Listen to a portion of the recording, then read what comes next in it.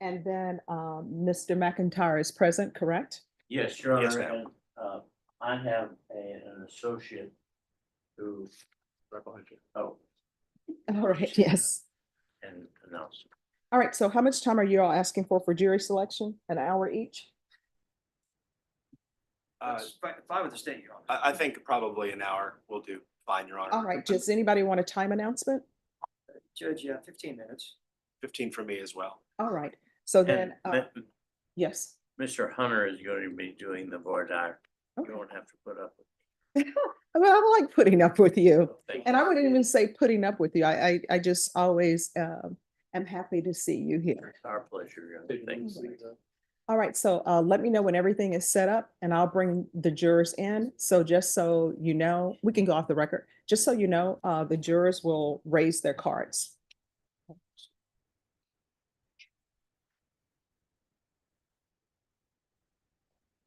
You're working on yours? Yeah. You need to send me the updated order. Yeah. No, can you do me a favor? Can you get me a I can't. Sprite, a can of Sprite? I mean, issue my connection. Mike, I have one. We need an I mean, You don't have an HDMI connection. Then- I have one. here. Thank you, Bishop. It's a USB to HDMI. My neighbor took it for me. Just a I have it on the can. truck. Okay. Yeah, and I know I'm asking a lot, but can you put it in one of those cups we have in the back? With some Well, let's do this. I think which one. because it looks like I'm. That might be.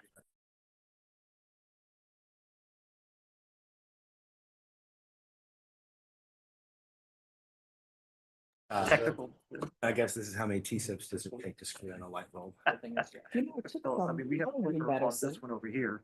If y'all need. and the allergy medicine, you know, I stopped drinking soda, but the allergy medicine has a. That seems to be the aftertaste problem. good. I don't understand. This is. See? Yeah, I'm like, it's not sitting there. Piss me off. Oh, no. Even though you don't want to. I hate this. You God, they're all good. need the. I need the HDMI for it.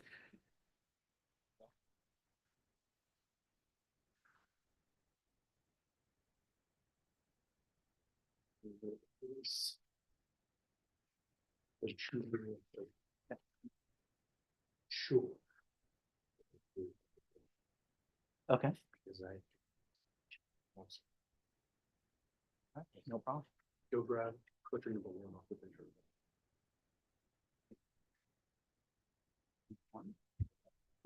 Any of them is fine.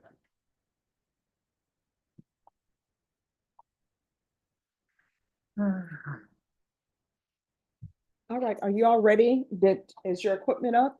Almost. Think we're just confirming that something works. Can I run to the bathroom real quick? Jeff? Yes, Is there one closer? or should I yes, go? if you just go around the back door and you'll see it in the hallway. Anything else?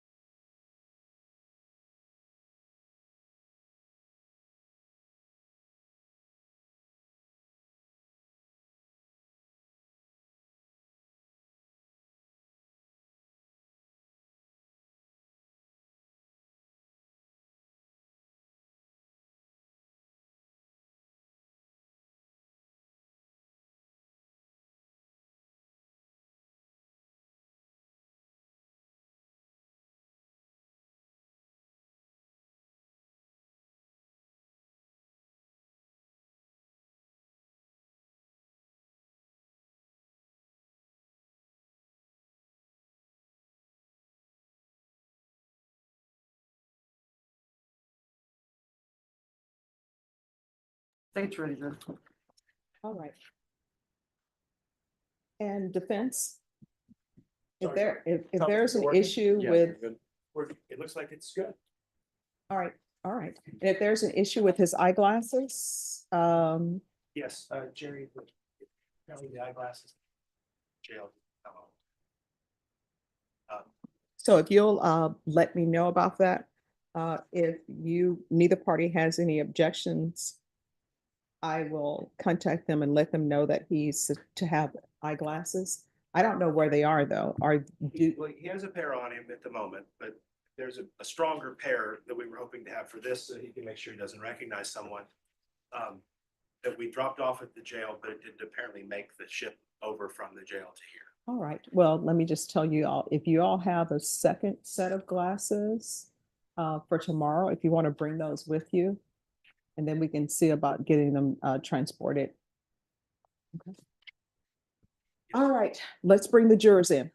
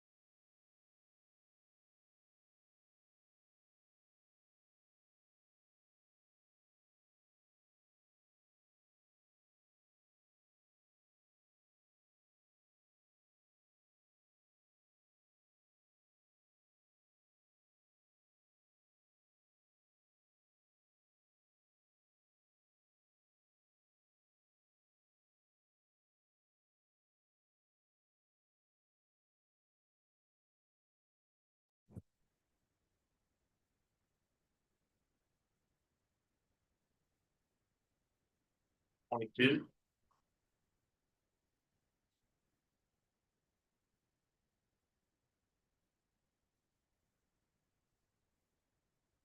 $30.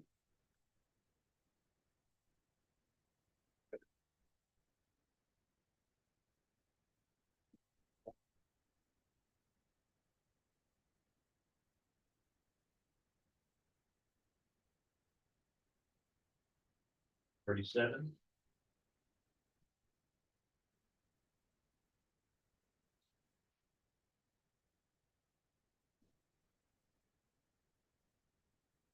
$44.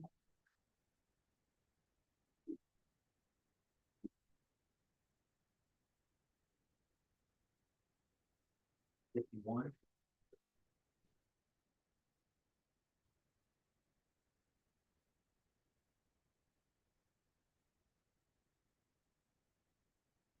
$57.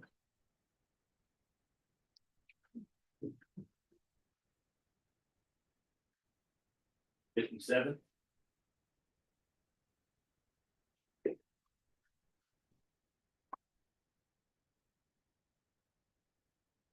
One.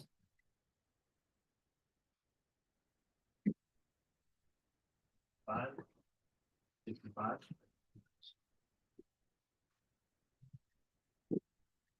Nine. So. Here.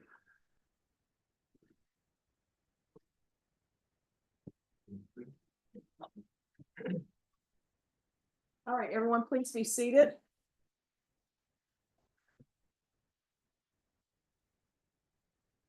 All right, everyone, good afternoon.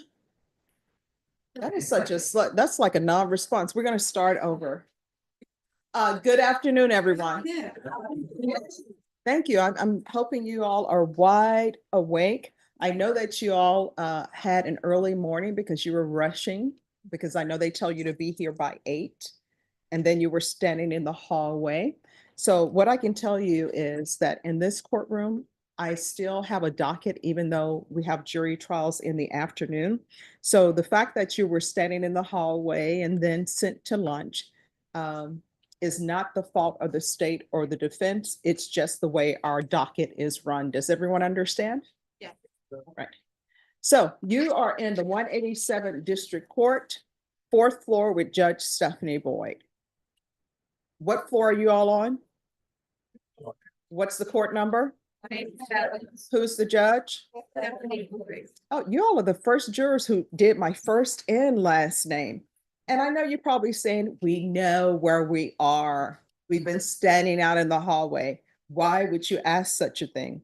The reason why, thank you so much. The reason why I ask that is because sometimes we may take a break.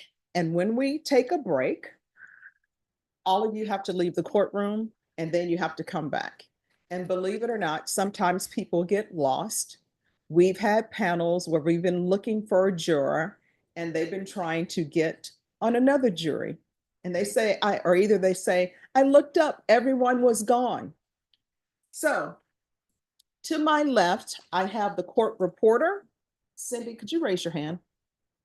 I always said if ever I were in a position to make somebody's job easier, I would do the best I could to do that. So she takes down everything that everyone is saying. So if you can imagine, that's very difficult because everybody speaks at a different pace. Some people whisper, which I'm going to ask you not to do today.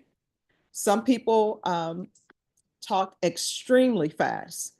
So when you're answering questions, if you'll speak at the pace that I'm speaking and at the tone that I'm speaking at, that will make her job so much easier because I'll be able to hear you.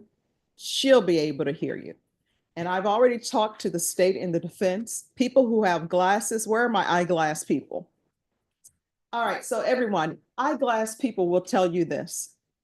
Something has happened to us since we've started wearing glasses.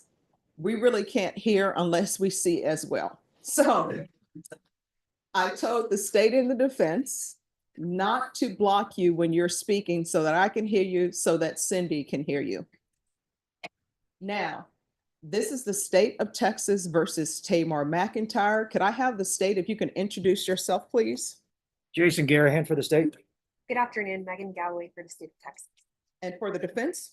There, John Hunter and Jerry Goldstein, Thomas Lane for Mr. McIntyre, And, Lexi, and a law clerk Fabian Longoria over there. All right. And Mr. McIntyre, if you can introduce yourself, please? My name is Tamar McIntyre. All right, you may be seated. Now, in your possession, you have cards. And you also may have some clickers with you as well. Could everyone please raise your cards and do not lower your cards until I ask you to lower them? All right, when I ask you to lower your card, you may lower your card. Jurors 1 through 21, if you can lower your card.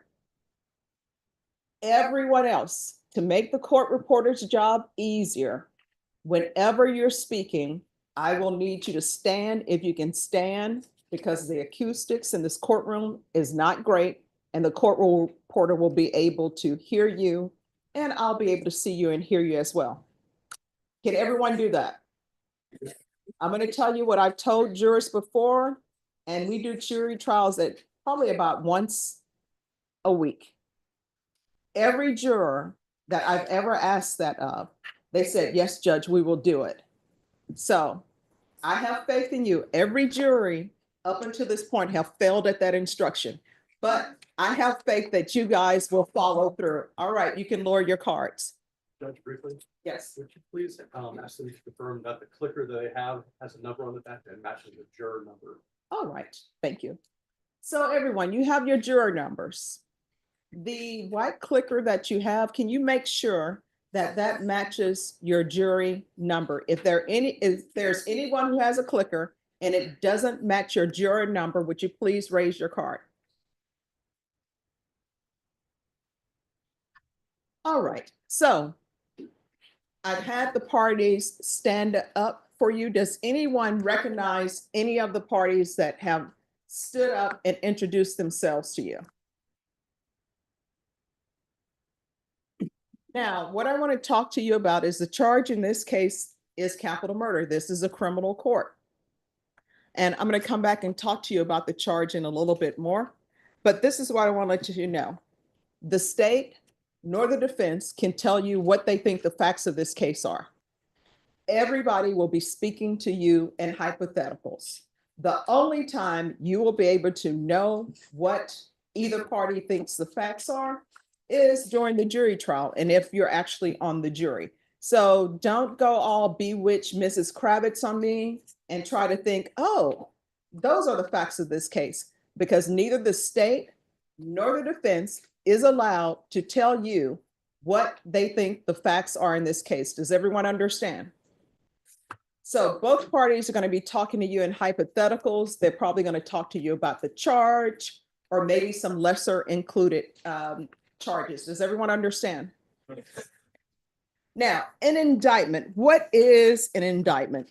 An indictment is a piece of paper. And it is the means by which someone is held over for trial in a criminal case. Does everyone understand? Raise your card. We're going to practice now. Raise your card if you've ever had a traffic ticket.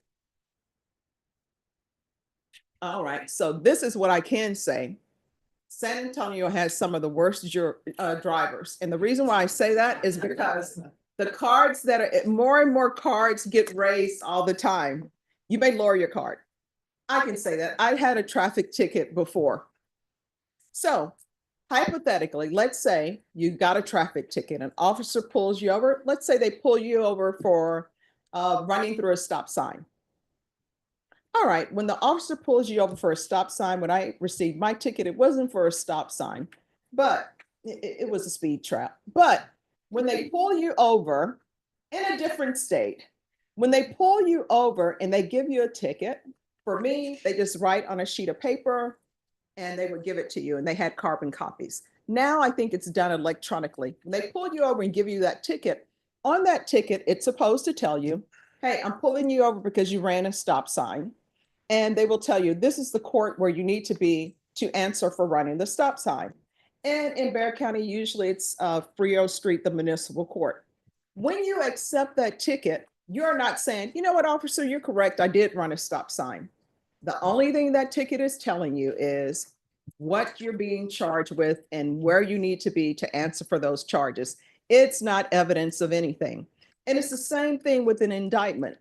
An indictment is not evidence of anything. It cannot be considered as anything. The only purpose of an indictment is to tell somebody, this is what you're being accused of, and this is where you need to go to answer for what you're being accused of. Does everyone understand? Yes. An indictment cannot be used as evidence. It cannot be taken by you to mean anything. Does everyone understand? Yes. Is there anyone here who's going to hold it against Mr. Mcintyre because he's here by indictment? Now, the next thing I want to talk to you is certain rights that people have. One is the right to remain silent. That means that if you're charged in a criminal offense, you don't have to testify if you don't want to testify. I've been a defense attorney. I've been a prosecutor. What I can tell you as a defense attorney, sometimes I would tell my client, you want to testify, you really don't need to. The state can prove their case. And then my client would make a decision on whether to testify or not. And sometimes I would have to tell my client, look, you're nervous talking to me. That's not going to look good in front of a jury that you're nervous. So it's probably best that you not testify. We can still do other things with your case without your testifying. And my clients would be like, okay, Stephanie, you're right. I am nervous. Then some people are afraid of public speaking. Some people have speech impediments and they're just like, no, I'm too nervous and I'm afraid to speak. Does everyone understand? But what that means is, because you have a right to remain silent, what it means is in criminal cases, if someone decides that they're not going to testify, you can't hold it against them. If you were deliberating on a jury, you can't say, you know what, that person didn't testify, so that's a strike against them. You're not allowed to do that. And I've had people that have told me before, oh, well, if that were me, I would want to tell my story and testify. This is what I would always tell people. but it's not you, and you're not in that position. Once you're in that position, maybe your opinion will change. You know, the more knowledge you have, sometimes is great. Does everyone understand? So in this case, Mr. McIntyre has a right not to testify, and you cannot hold that against him. You cannot consider it. You cannot be like Mrs. Kravitz thinking about, oh, I wonder what he would have said. Does everyone understand? Is there anyone here who cannot follow those instructions? Is there anyone here who's going to hold it against him if he decides not to testify? Is there anyone here who's going to consider anything about his not testifying if he decides not to? All right. The next thing I want to talk to you is presumption of innocence. Anybody who's accused of a crime is presumed to be innocent. Now, what does that really mean?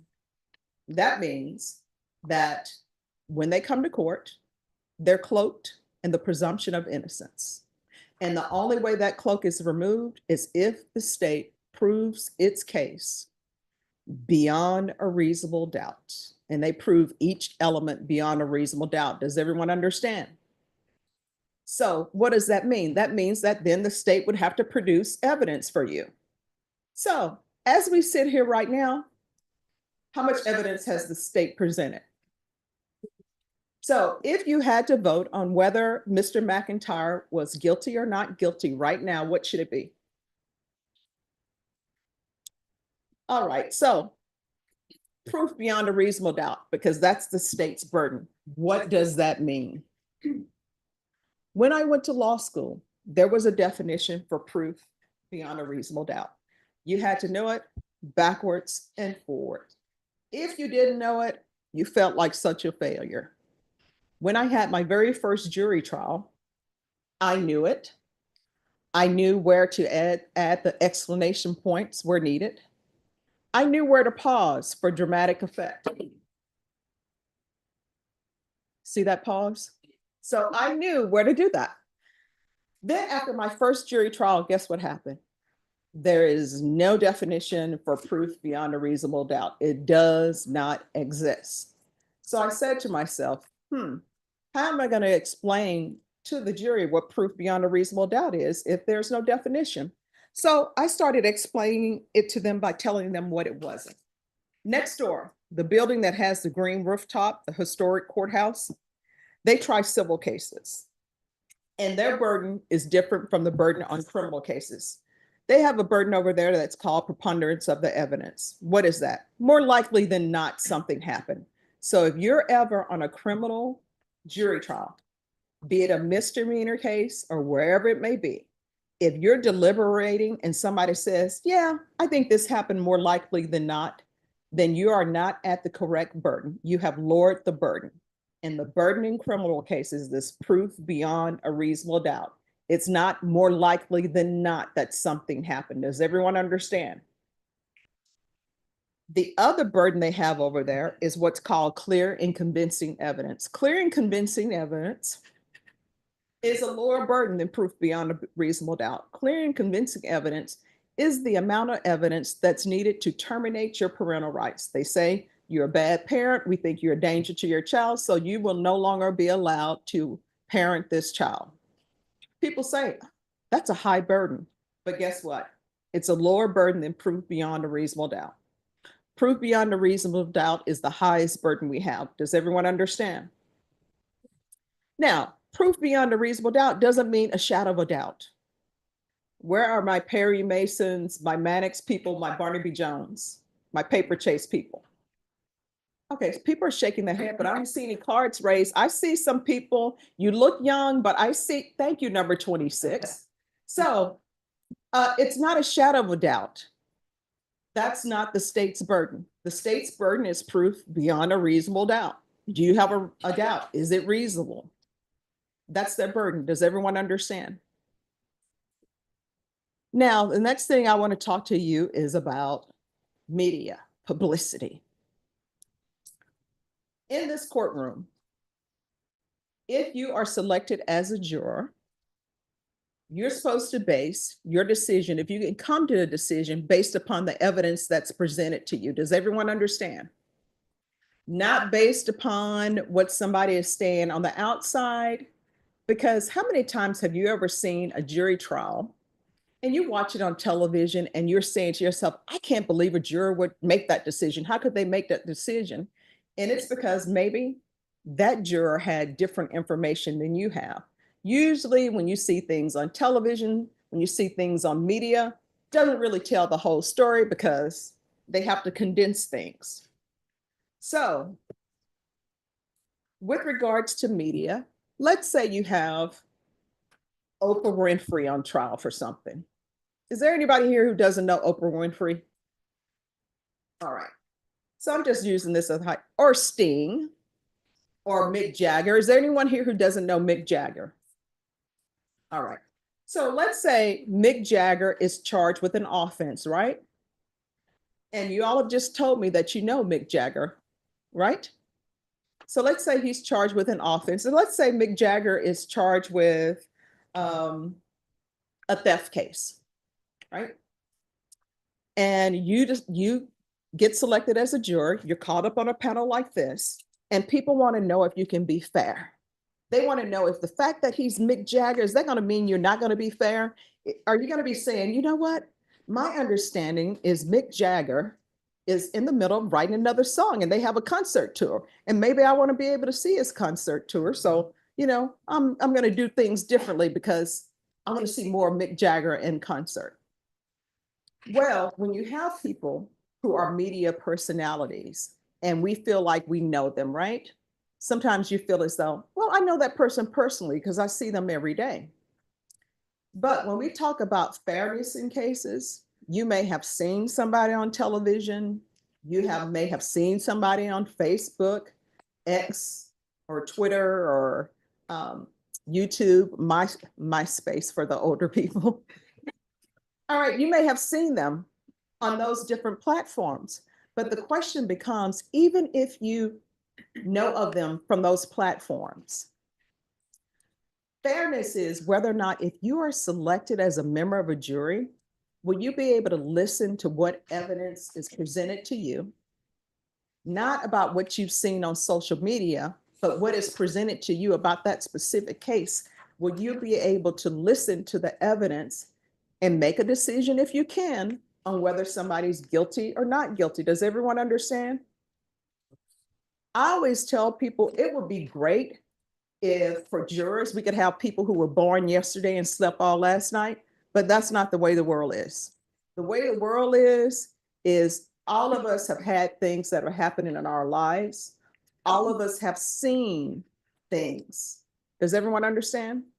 So when we speak about fairness, what fairness really means is, even though something bad may have happened to your life, even though maybe you've seen something, that you will be able to sit and listen to evidence and make a decision, if you can, based upon the evidence that you may hear. Does everyone understand?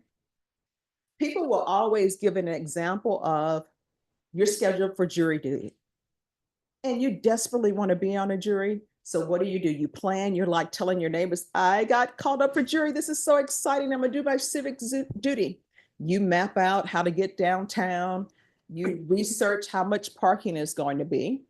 And when you wake up the next morning, you wake up extra early because you know it's school in session.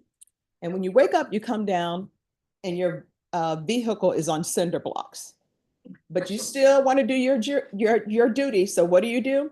You get an Uber or take the Via or have your neighbor, they bring you down and you're still excited. And they call you up and you're standing in the hallway and you finally get called in and you find out that you're going to be sitting on a burglary of a vehicle case. That's usually the example that people will give you, and people will say, so you're really not a great juror for this. This really is not the jury for you. And people will usually say, no, this really is not the trial for me. But that's really not the proper question. The proper question is, if you were involved in that hypothetical and you're that juror and you're called up for a case and somebody's charged with burglary of a vehicle, are you going to be in the jury box and you're going to say, you know what, my car got burglarized? Maybe it was that person, I really don't know, but I'm just looking to find anybody guilty who's charged with burglary of a vehicle. Then that means that you can't be fair. Does everyone understand? So my question to you about fairness, in this case, will you be able to listen to whatever evidence that's presented to you? And if you come to a decision, if you can, will that decision be based upon the evidence that you hear? Is there anyone who can't do that? Okay. Now, there are two phases to a criminal trial in Texas. The first phase, people call it the innocence phase, but it's really not. The first phase is simply, did the state prove their case or did they not prove their case? If they didn't prove their case, that means that's not guilty and there's no phase two. If they did prove their case, then there is a phase two, and that's called the punishment phase. Does everyone understand? Okay. Now, if someone is found guilty of capital murder, there is no punishment phase because there's an automatic sentence that's associated with that. Does everyone understand? And when we say capital murder, this is not where it's a death penalty case. Does everyone understand? All right. So with regards to punishment, in a capital murder case, as I said, if someone were to be found guilty of capital murder, there isn't necessarily a punishment phase because there's an automatic sentence related to capital murder. And this is not a death penalty case, so it's not death. Does everyone understand? Now, sometimes people may end up being convicted of something that's maybe lesser than capital murder. The only thing that you need to know about ranges of punishment is that in Texas, there are laws that tell us what the range of punishment is for offenses. Does everyone understand? For hypothetically, if somebody were charged with a murder, the range of punishment is 5 to 99 years or life in prison. Now, when you think about it, that is a wide range, right? It's 5, 6, 7, all the way up to 99 years, all the way up to life. When you think about ranges of punishment, the only thing that everyone is concerned with is that, one, you internalize and know what the range of punishment is. Does everyone understand? And that you consider the full range of punishment. And usually, jurors will say, I don't know, I need more facts. And really what they're saying is like, I want to know the facts of a case before I can say I can do A, B, or C. Does everyone understand? But what you need to be able to do is whatever facts are given to you, if you were to find somebody guilty of any offense, if there are certain facts that are given to you, are you able to take those facts and make a decision after considering the full range of punishments for somebody? Does everyone understand? Is there anyone who cannot do that? The next thing I want to talk to you about is time constraints and travel arrangements. I anticipate that this case will probably be completed by next week, right? Is there anyone who has some sort of time constraint or travel arrangements that is going to interfere with that? If you do, raise your card.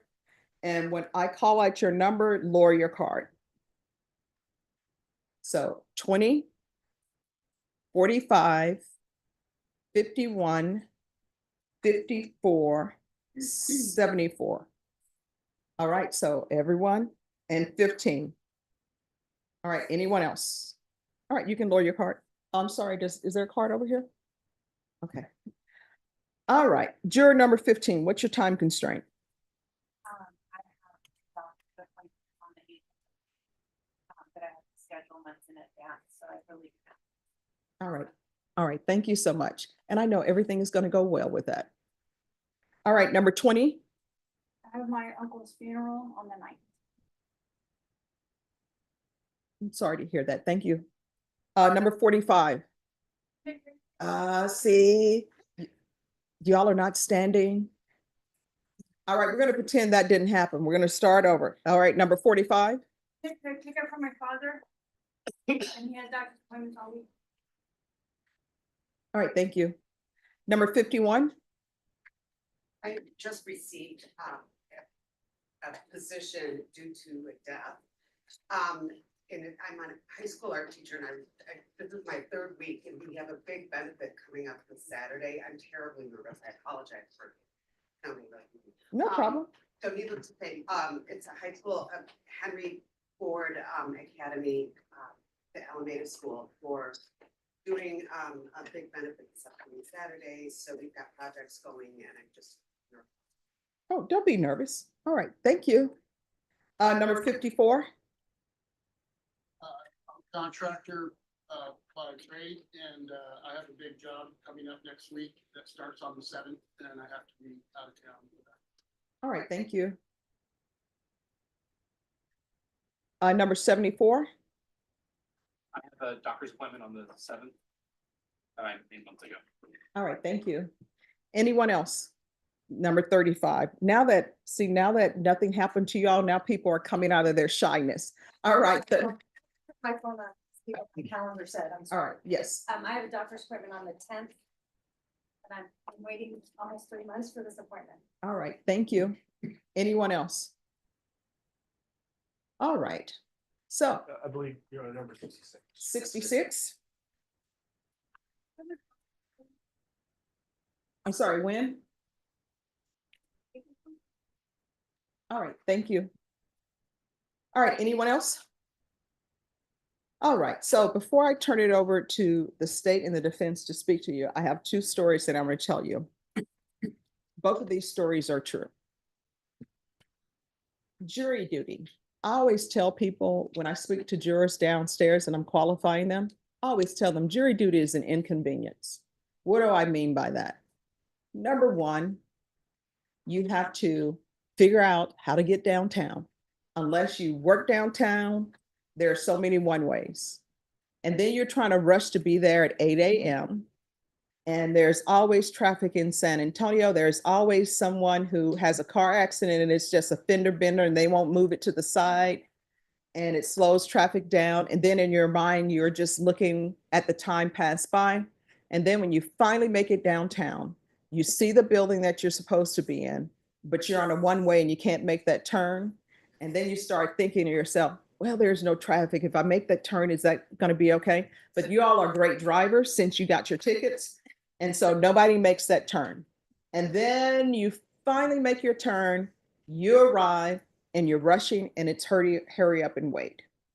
So I know it's an inconvenience. And this is why I say that it's an inconvenience. Because for me, this is a sacrifice. My family grew up in Grand Cane, Louisiana. And my uncle was super intelligent. All the teachers knew all of their students. And they would just pass him to different grades. They would tell my grandmother, they would say, Miss Lane, we've taught him all we can teach him. And they pass him to the next grade. Now, of course, when his sisters and brother end up coming to school, they didn't like that so much because the teachers were like, we're expecting a lot out of you because of your brother. So my uncle graduates, and when he graduates, Vietnam War breaks out. And he asked for my grandmother to sign so that he can go to Vietnam. And my grandmother really doesn't want to, because if you can imagine, that's her firstborn. And I know parents say they don't have favorites, but hey, it's a firstborn, right? And he tells her, I'm just going to go ahead and go because of civil rights and other things that are going on. There's no way I'm going to be able to improve my lot in life. So she signs for him to go. And for the young people, one, majority of the people in the United States in that time, nobody even knew where Vietnam was. My grandmother had a 6th grade education, but she was super intelligent. She taught me how to read and write. And so when I started 1st grade, I already knew how to read, write, tell time because of my grandmother. So she was intelligent. But this whole thing, young people, where you have 24 hours of TV, it wasn't 24 hours of TV. It was 3 stations, ABC, NBC, CBS, and you really couldn't count on NBC because the weather had to be just perfect. And TV, you didn't get the flip, oh, let me see what's going on. No, at a certain time, broadcasting ended and you knew it would end because they would play the national anthem and the flag just blowing in the wind. That's when it got high tech, when they would have the flag blowing in the wind. Before the flag would blow in the wind, it would just be white noise. It's like it's done for the day. This whole thing where you all have computers and you can send emails, no, it's you write a letter, you put a stamp on it. This whole thing with cell phones, no cell, imagine your life without a cell phone. There was no cell phone. My grandmother did have a phone, but it wasn't touch tone or rotary, which young people, I know you don't know what that is, but it's a phone with numbers on it. Her phone didn't have any numbers on it. You just pick it up, the operator would answer, and you would tell them who you would want them to put on the line. That's why they had songs like Beechwood 45789. So my grandmother, all she had was his number and of course his name. And when I say it's number, it's the number that they give you in the military. And she would write him a letter and wait for it to come back. My grandmother quickly learned that you do not want people from the military knocking on your door because that wasn't a good sign. So I tell people that story to say that's a sacrifice because that's her firstborn that she's sending off to war. And she don't know if he's going to come back or not. And she's not getting messages from him daily. So your country only asks two things of you. They ask you to pay your taxes and jury duty. That's it.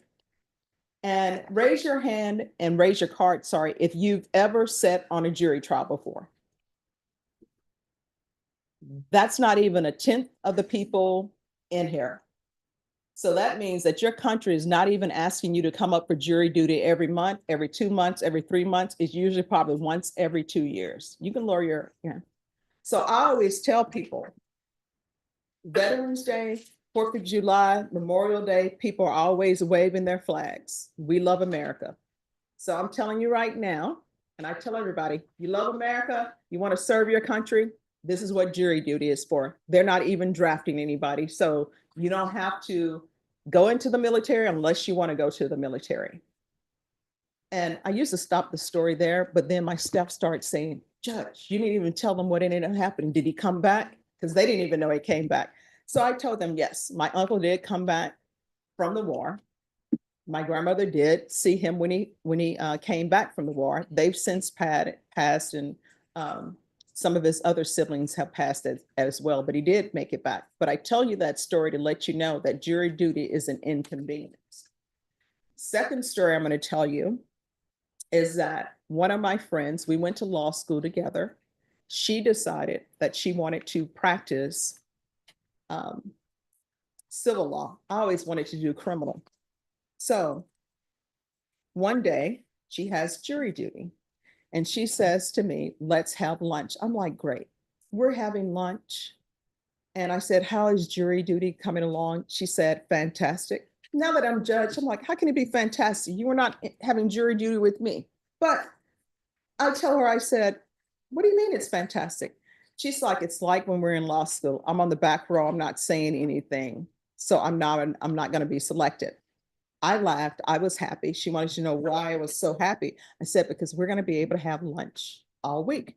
So other than raising your card saying, please allow me to sit on this jury, the easiest way to be on this jury is if you say nothing.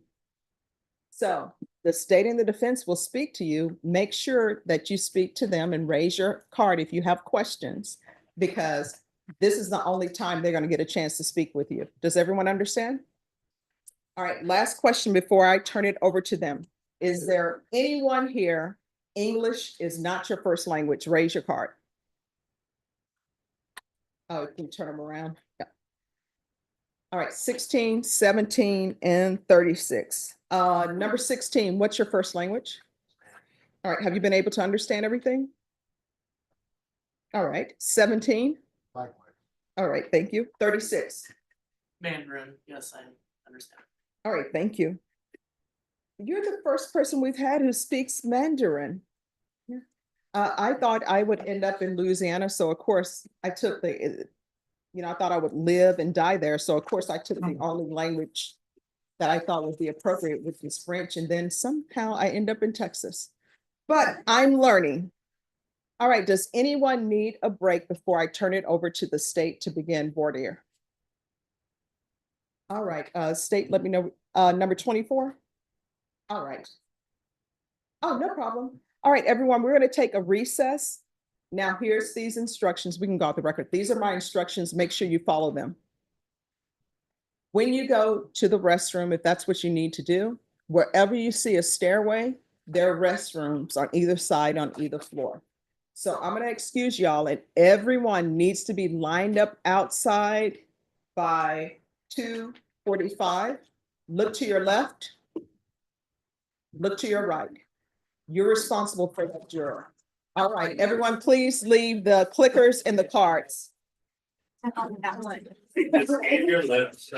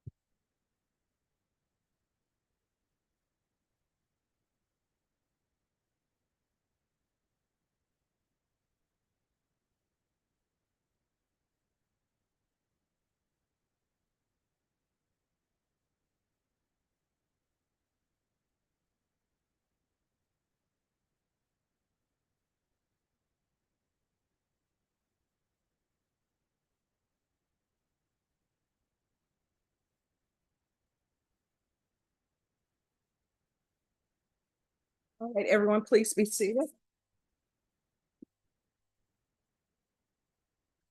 All right, ladies and gentlemen, before I turn it over to the state, I just want to let you know, if you see anyone coming through that door, it's because they didn't read the sign on the outside that says we're in jury trial, do not enter this door. It has nothing to do with this case.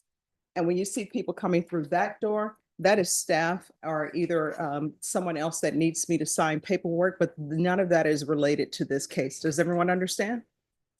All right, state, are you prepared to proceed? Yes, Your Honor. All right, you may proceed. Counsel. Hi, ladies and gentlemen. How are y'all doing today? I'm gonna try to speak up because I know that I'm bad. I'm hard of hearing. And I know in the back it might be sometimes difficult to hear me. One, I want to tell you, thank you very much for being here today. Not everybody always answers their jury summons. So you're part of the fabric of our society that I think that a lot of people sort of miss out on. The reason being is that, I mean, in all honesty, my mom years ago, she's 84 now, but years ago, she called me up and she goes, "Hey, Jason, I got a jury summons to come down for jury duty." And I was like, "Oh, Mom, that's great. You know, I've been doing this for a long time now." And I was like, "Hey, you can come down and you come down to the courthouse. I'm going to tell you what's going on. I can, hopefully you get on a jury." And I went through the whole thing about how great our system is. And, I went to law school for this. You remember and I talked about it sort of extensively. And as I went on, I could tell she was getting a little bit impatient. She goes, "Well, okay. And she kept on saying, okay. And then she goes, "But I have a question about it." And I go, what is that, Mom?" And she goes, "How do I get out of it?" Okay. So that's how a lot of people feel about it, right? I mean, that's how almost everybody gets out of the mail goes, "I'm busy that day. I got my kiddo at school. I got kids at college that I got to take, or I got a job that I can't miss a deadline." And I'll tell you this, I think all of us feel that way at times. And I'll tell you this, I sort of like comparing it to a right to vote. How many people here have heard, like they put it everywhere, rock the vote, make sure you vote, make sure you get out there and vote. You get it all the time, right? Every single time election comes around, vote. Well, one of our founding fathers of this nation said that the right to sit on a jury of your peer is more important than the right to vote. I mean, that sort of puts it in perspective for you. There's no other system in the world that does this, that allows your peers to determine your liberty or freedom. And that's the importance that we're looking at today. Because there's no ifs, ands, or buts. A person's freedom and liberty is at stake. And that's how serious this can be. So yes, you'll see me up here, I'll smile, I'll make some jokes. But just remember the seriousness that we're here for today. For probably the next week or so, one of 12 of you will be here determining that. It's a little bit of time, like the judge said, that our country asked us to do a little bit more. But it's only going to be like a week or two. And can everybody here safely say that, hey, even though I may not want to be here, even though it's going to be a burden on me at times, I'm going to put all that aside and sit here and listen to the evidence that comes in up on that stand and determine whether the individual is guilty or not guilty. Can everybody promise that? Does anybody here say, "Hey, look, I appreciate that. I'm glad you did your little speech, but I just can't do it. I don't want to sit here. I can't sit here. I have something on my mind that I'm not going to be able to do it." And this is the time. All right. This is the time for y'all to determine if you can be a fair and impartial juror and will follow the law. That's all we're asking. You listen to the evidence that comes in. And at that point, at some point, you go to the back of the jury room and you deliberate with the other 12 jurors or less jurors, and you determine whether the person is guilty or not guilty. I like to say this, and I don't know if anybody here is going to catch this, if they can tell me the movie this came from. It's my time and it's your time. Isn't it really our time? Anybody? Number 50? Okay, number 50 said Fast Times at Richmond High by Spicoli, right? He was just like, well, you know, it's our time, right? And you know what? That's what this is right now. This is our time, okay? This is really our time as defense counsels and prosecution to ask you questions. And guess what? Since it's our time, you can ask us questions at any point. If you have a question, you raise your hand, you're like, hey, or if you say, hey, I have a bias. I don't like short little white guys that are bald, right? Okay? I mean, there are people out there that don't like people like me. I want to know that. If you have some bias, because it could be easy as, you know, I like ice cream more than I like birthday cake. That's a bias. It's a prejudice, okay? So keep that in mind. We need to know that. It's really difficult for an individual that gets on a jury and sits over here and they forgot to tell us something. And at that point, once you're sworn in, you can't talk to us anymore. You have to sit there and wait, deliberate, come up with a decision of guilty or not guilty. So that's the importance of this, okay? Does anybody have any questions right now?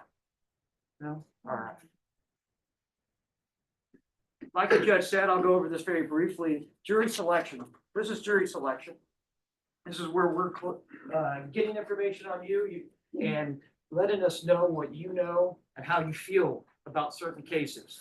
In this particular case, it's a capital murder.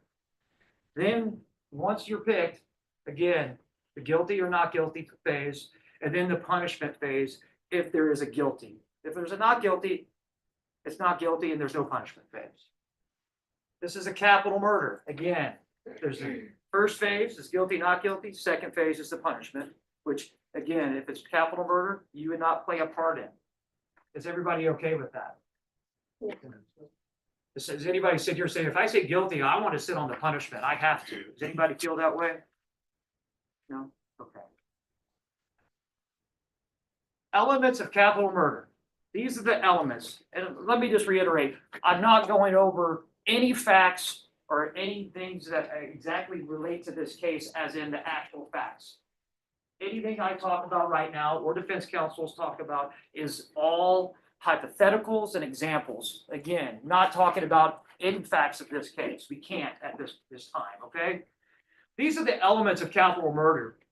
There's a certain date in Bexar County, Texas, a defendant intentionally knowingly causes the death of the victim by shooting that victim with a deadly weapon while committing or attempting to commit a different felony, but I put robbery in there. It could be other felonies, but I put robbery. Does everybody have a chance to sort of soak that in? Okay, these are the elements. This is what we as the state have to prove beyond a reasonable doubt. Again, does anybody know the definition of beyond a reasonable doubt? No, because there is no definition that the state or rather the courts give you. You have to determine that on your own reasonableness and your own common sense. It's a hit on common sense. Don't leave it at the doorstep. Remember that. Your common sense is what you use to determine things in your life. Sometimes you get caught up with the technicality or something like that. Use your common sense. You determine that whether the evidence is believable and truthful. You, as each juror, determine whether the state has proved a date. Now the date could be on or about, say, January 1st, 2025. Okay? So that around that date that this capital murder was committed. That's an example. In Bexar County, Texas. Bexar County, Texas, we have to prove that up because the fact is, jurisdiction-wise, that means it happened within the confines of this district, which is Bexar County, that this capital murder happened, okay? We go on forward, the named defendant intentionally causes the death of a victim. We have to prove all those. Now, some people will say, hey, look, we go back to back and the state forgot to say the date. Or certain, and how do we prove it up? We prove it by some officer or some person, a witness or somebody coming in going, yeah, it was on January 1st, 2025 when this all happened. But let's just say we go through this whole trial and we don't prove that up. And we just miss it and we don't go over it and we never hear any testimony that this happened on January 1st, 2025. Juror number one, I'm using numbers, it's easier. If you go back to deliberate, what would you do? If we didn't prove up one of those elements, particularly the date. What were your verdict? Not guilty, right? Who thinks that's a technicality? Anyone? I mean, it's sort of technical, right? I mean, it's easy to say that, but that's our responsibility to prove that up. And exactly right. Does anybody disagree? Say, hey, just because y'all didn't prove up the date, you proved up everything else. That this guy shot this victim with a deadly weapon while he was committing robbery. And you know what? You just didn't do the date. Does anybody here say, oh, I'm still gonna say guilty, even though you didn't prove up all the elements? Anybody? Number 69? Okay, thank you. Thank you. And you're saying that you would say, hey, the date is just a technicality, and I'm still gonna say guilty. Is that what you're saying, sir? Yes, sir. Thank you very much, sir. Now, yes, sir. What's that? I would say not guilty. You would say not guilty. Exactly right. And your number, sorry. 17. You would say not guilty because we didn't do our job, right? Okay. Thank you. And you hold us to that burden. Here's a definition of intentionally or with intent with respect to the nature of his conduct or to the result of his conduct when it is his conscious objective or desire to engage in conduct or cause a result. I like definitions. I just put it up there because, how do you prove somebody's intention? I mean, number 3, if I come over here and grab that card out of your hand, did I intend to do that? Probably. Yeah. Like I'll walk over here and I go, give me that. Did I intentionally do that? Yeah, I did. Right? So the fact is, common sense. If you're doing something and you. Your Honor, I'm going to object. That's just a rephrasing of an impermissible presumption. All right, that'll be overruled. And so that's just one of the definitions. Remember this, ladies and gentlemen, you're not going to remember all these definitions because at the end of the trial, when we send you back to the jury room to deliberate, there'll be what we call a jury charge. And you will get definitions in there that the judge feels that is appropriate, that needs to be going to the jury room with you. So you don't have to memorize anything. You just have to listen to the evidence that comes, or in the testimony and the evidence that comes in on that witness stand, okay? And how do we prove intent? Words and actions, right? Exactly what I did right there. My actions were, take it from you, right? So you can use action and you also use word. Your Honor, I'm going to renew the objection. I have questions. Yes.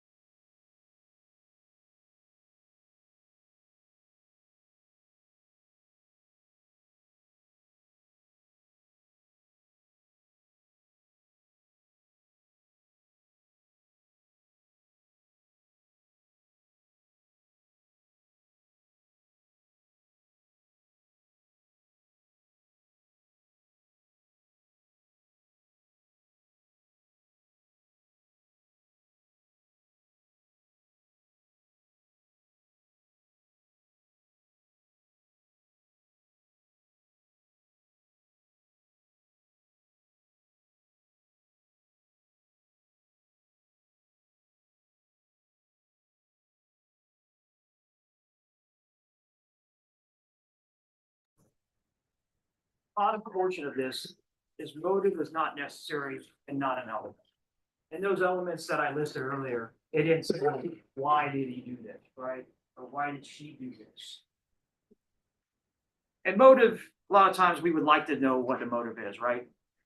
And in this particular type of case, a capital murder, we would like to know why somebody chose to commit capital murder, right? It's just human nature. I want to know. I want to know more. I mean, how many of y'all, and just quickly, how many of y'all watch anything about CSI or anything on TV about like crime or true crime or anything like that? Okay, I mean, that's the lion's share of people, right? I mean, there's some of these cases where you got a bird that landed on a dead body and then flew off 20 miles and landed somewhere else, and it had some blood on it, and somehow that a nurse saw it and said, that's blood, and took it over and determined that that was the blood and DNA of somebody else, and, you know, very outlandish stuff. Some of it, you know, obviously could be true. It happens, right? That's that true crime mentality. And like, it goes through this whole definition, not that definition, but explanation of what happens, right? Of all the different intricacies of, say, CSI, and then the police work and everything else, and witness testimony and videos from a satellite that shot down. I mean, some of these shows are so over the top that it sort of takes a high burden, right? People expect that. Does everybody expect that in any case, or how do y'all feel about that? Number two, how do you feel about it? You believe it's important. Do you think that, say, CSI Miami, some of those shows could, you know, they're sort of, you don't watch it? Okay, all right, all right. Does anybody watch right here? Anybody CSI, anything like that? Number 5, how do you feel about it? Mhm.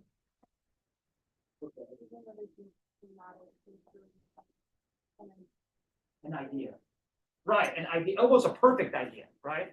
It's perfect. And number 7, how do you feel about it? The same, I sometimes I feel like for drama purposes. you know. Right. I mean, do they seem like reality? A lot of them, I believe the majority, yes, but a lot of them I feel like it's just a little bit tough.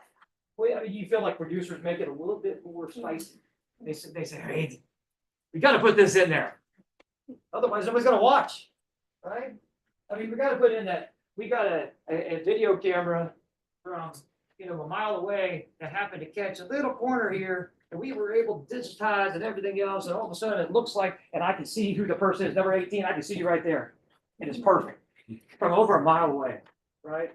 I mean, I guess, you know, we all see that stuff on TV about where they have the satellites that can read a newspaper on a corner in New York City.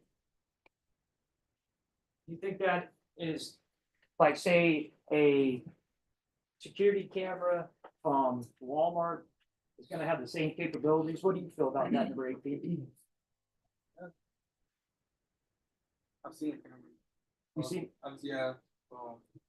I've seen them before when they instantly zoom into your ID or phone or whatever. Right. Actually, just pick up the picture and Exactly. whatever they want to catch other people to. I know you're exactly right. Now, let me ask you a question about that. How many people have seen the Ring cameras that people have on their houses? Right? Almost everybody. Who has a Ring camera on their house? Quite a few people, all right? Number 21. Have you ever gone back to your Ring camera and looked through it to see how that happened in your yard? Very much. Very much, okay. And tell me this. Every time something happened in your yard, does it pick it up?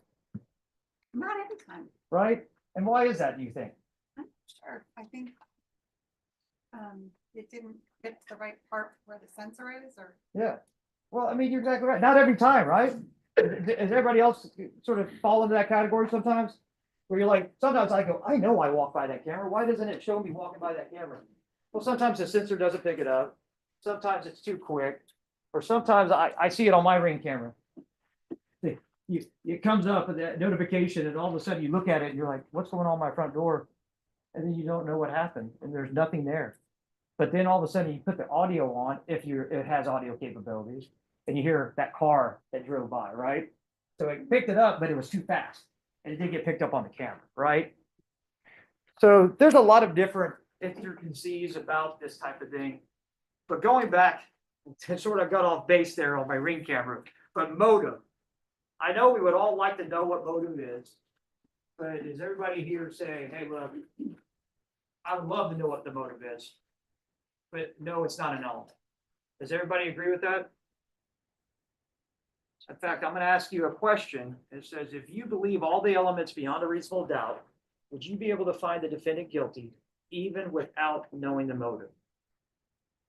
2 is agree, and 1 is disagree. And I'm gonna start right over here in this section right here. And I'm sorry, those little clickers, those belong to defense counsel. Those are for my questions. Unfortunately, the state, we don't have those. Okay, so I'm gonna be asking you the question. All I'm gonna ask of you is if you raise your card when I ask you that question. First, that question, I'll say, who up here disagrees with that question? Who disagrees? Raise your card, please. Number 6 disagrees?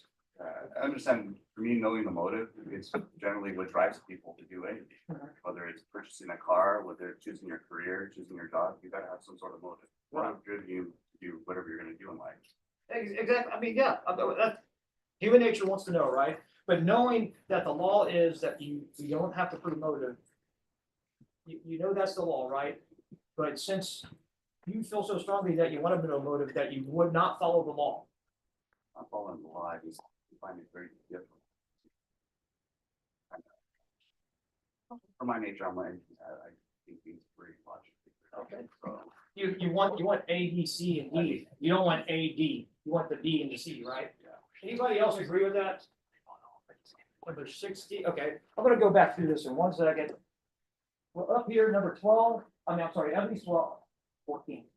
Everybody else agrees? Is that right? Okay, let's go over here.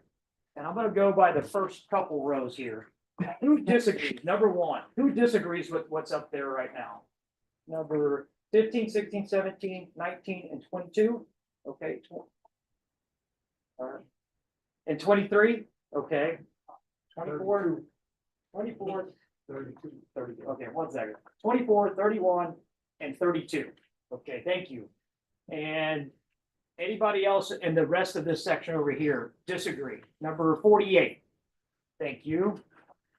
Over in this section, this whole section, anybody disagree? Disagree. All right, so right now, everybody else that did raise their number agrees with that. Say they will follow the law. Okay. Thank you very much. Remember this, the judge went over it pretty well, not well, very well. Sorry, Judge, not dissing the judge. She went over it a little bit, but it's in my board. I like going over it again because that's how important it is. The state has the burden. It never shifts over here, ever, ever. It's always on us. If I don't do my job, if Megan doesn't do her job, you go back there and you say not guilty. I don't care what it is. If it's a technical, the technical element, you believe it or not, it comes back not guilty. Does everybody agree with that? Except for number, I know that we got over there, but everybody else agree with that. I want to go over it twice because it's so important. All right. So remember this. I'll hit on this again about the defendant testifying. He does not have to testify. He or she does not have to testify. You cannot hold it against them. Like the judge said, there's 1,000,001 different reasons why a defendant would testify. And one of them I just hit on. We don't prove our case. Why would you testify? Why would you risk it? That's one reason. He stutters or he makes up, he just can't handle the pressure, or she can't.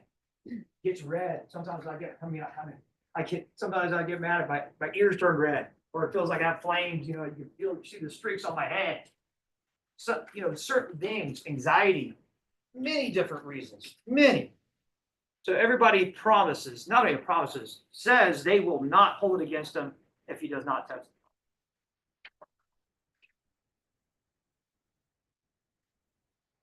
The judge hit on it. It's beyond a reasonable doubt.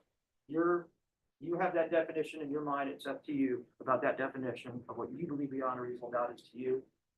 And it's not beyond all possible doubt or a shadow of a doubt like the Perry Mason stuff. It's beyond a reasonable. Remember, reasonable doubt. How do we prove an offense? Physical evidence and witness testimony. Let's go over physical evidence. Let's go, I think who have I not, have I bothered you getting up a third report? Here I am. Number 4, tell me something, and in a case like this, capital murder, what do you feel that might come in as evidence, physical evidence?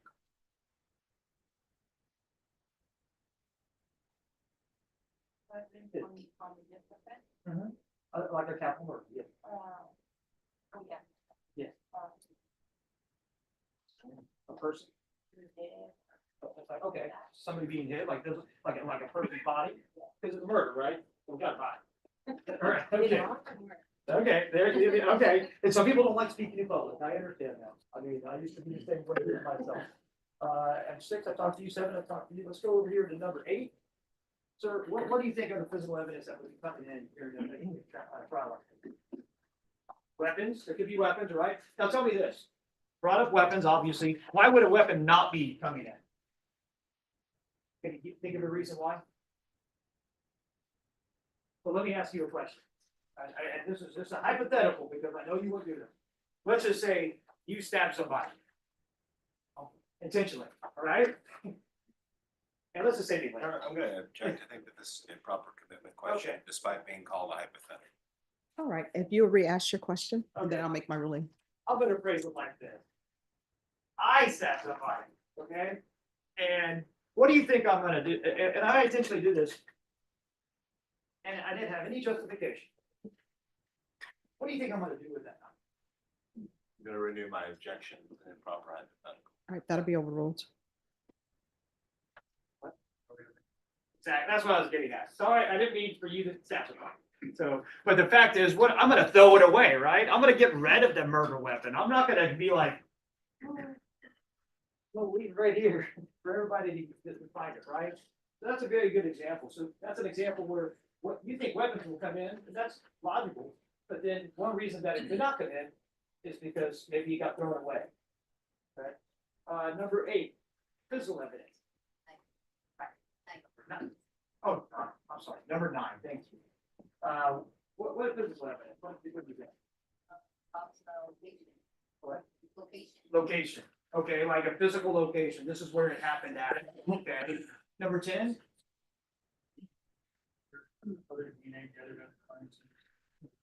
And sometimes you got DNA, right?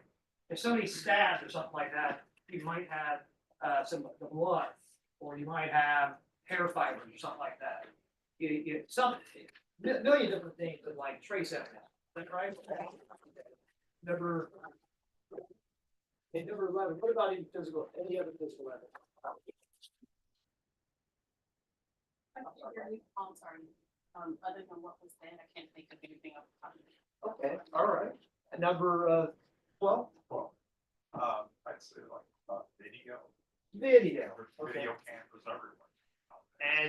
And I hit it on it earlier, right? Talk about ring cameras, talk about security cameras, talk about Walmart, stuff like that. So sometimes you would see videos come in a case, right? Do you think every case has a video?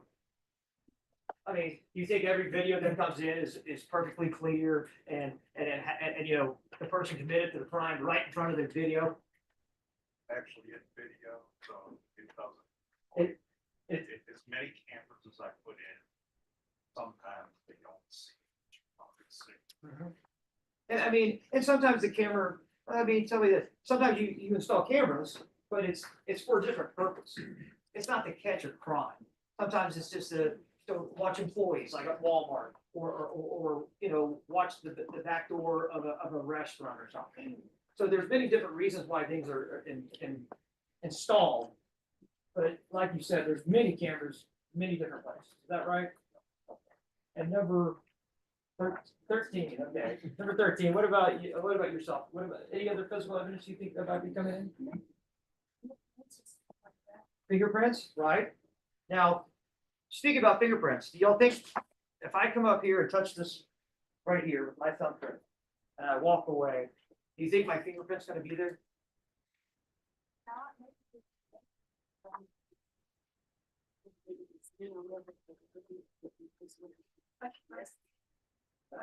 Just need to speak out, sorry for that. Maybe if the scene was investigated or something like that. Right. Well, I mean, and sometimes there's surfaces that, like, for instance, there's a grade on this. And, it won't pick up fingerprints possibly, right? I mean, sometimes you can see somebody grab an object and then you can dust it for prints or whatever it may be, however the CSI would do it, and it won't come back. Or it might be smudged, right? You've ever seen your cell phone? I think everybody has a cell phone that's sort of with the screen. You ever see that screen and it looks all smudgy? And you get a napkin and you sort of, or you get your shirt and take it off because you're getting rid of those smudges on there, right? And those smudges are your fingerprints just sort of going on it, right? So a smudge may not be able to be a readable, legible print. Do you agree with that? Does everybody agree with that? Everybody, okay. And number 14. Shoe size, What? shoe size. Shoe size. That's right. I mean, I'm just like O.J. Simpson trial, right? Where there's shoe prints and everything. So yeah, you're right. That's another physical type of things that could come back. Other things that could come back are numerous different things. We got what was called gunshot residue. Has anybody heard of that? Has everybody heard of that? Pretty much. And gunshot residue, number 15. What do you think gunshot residue is? It's the gunpowder, like the smaller gunpowder molecules that are released when a firearm is fired. That's pretty good. I mean, it's pretty straight on. It's the primer, that comes out, and it pretty much those little dust particles float around. They land on you. And do you think that if I shot a gun, it would be on me or my hand? It might, It might. What do you mean it might? smaller particles might, there might be. Like something that's not visible to the naked eye. Okay. And do you think, let's just say I grabbed a gun, I was playing with a gun. I never shot it. But do you think the gunshot residue could be on you? Perhaps if it was recently fired before. I'm gonna There's a- raise my objection to improper commitment questions. I don't know what this hypothetical would do to either help exercise intelligent peremptory or strike for cause. It's just a prelude to a fugue. We're just essentially testifying about information about gunshot residue to the entire denier. All right, that objection will be overruled.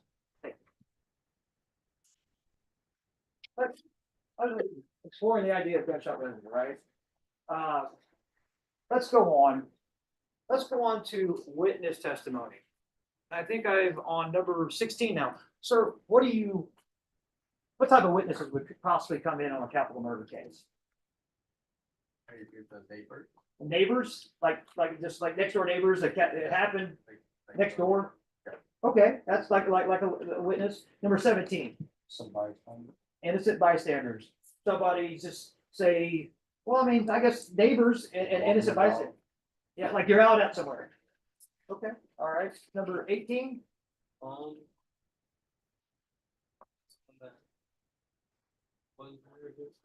That was there. Like a what? Someone that took part in capital murder. Okay, somebody that took part. And I didn't want to get in trouble. Okay, well, you're saying, tell me if I'm wrong, like somebody that played a part in the capital murder? Okay, so like, I guess what we would call like a co-defendant. Somebody else that may have been charged. Okay, number 19.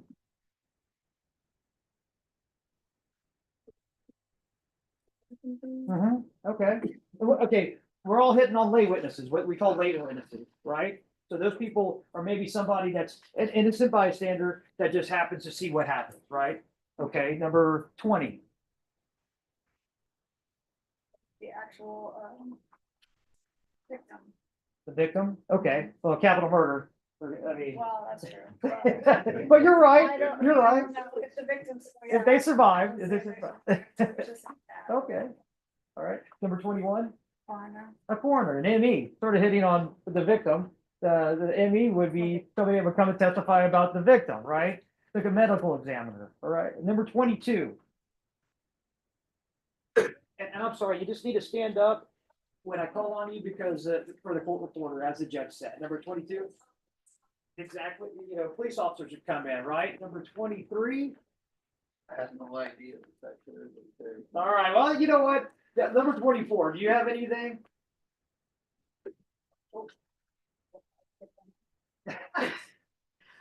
Well, if you have a camera out, like a door cam or a camera like in the stores or in it, whatever, if the camera picks up someone in that area at the time of the murder or whatever, they could probably find that person. Okay, the Camera. person that had the camera. Yeah. Yeah, that's very, that's diving deeper. I like that. I like that. 25? What they said, I don't know. All right, thank you, sir. But, well, I guess what it comes down to, that's evidence that would be coming into this type of case, that would be coming up here in front of the jury. And then the jury determines the credibility of that evidence. The jury is really the judges of the evidence. Keep that in mind. Judge is more like a referee. Like when you heard objections, you know, we stop, we talk to the judge, and then she overrules or she grants that. And so the fact is that you as a juror, if you're sitting over here, you will be the one that judges the credibility of that evidence that comes in. I'm gonna ask you this question. Everybody just go ahead and read it to yourself real quick. What is your opinion of the criminal justice system?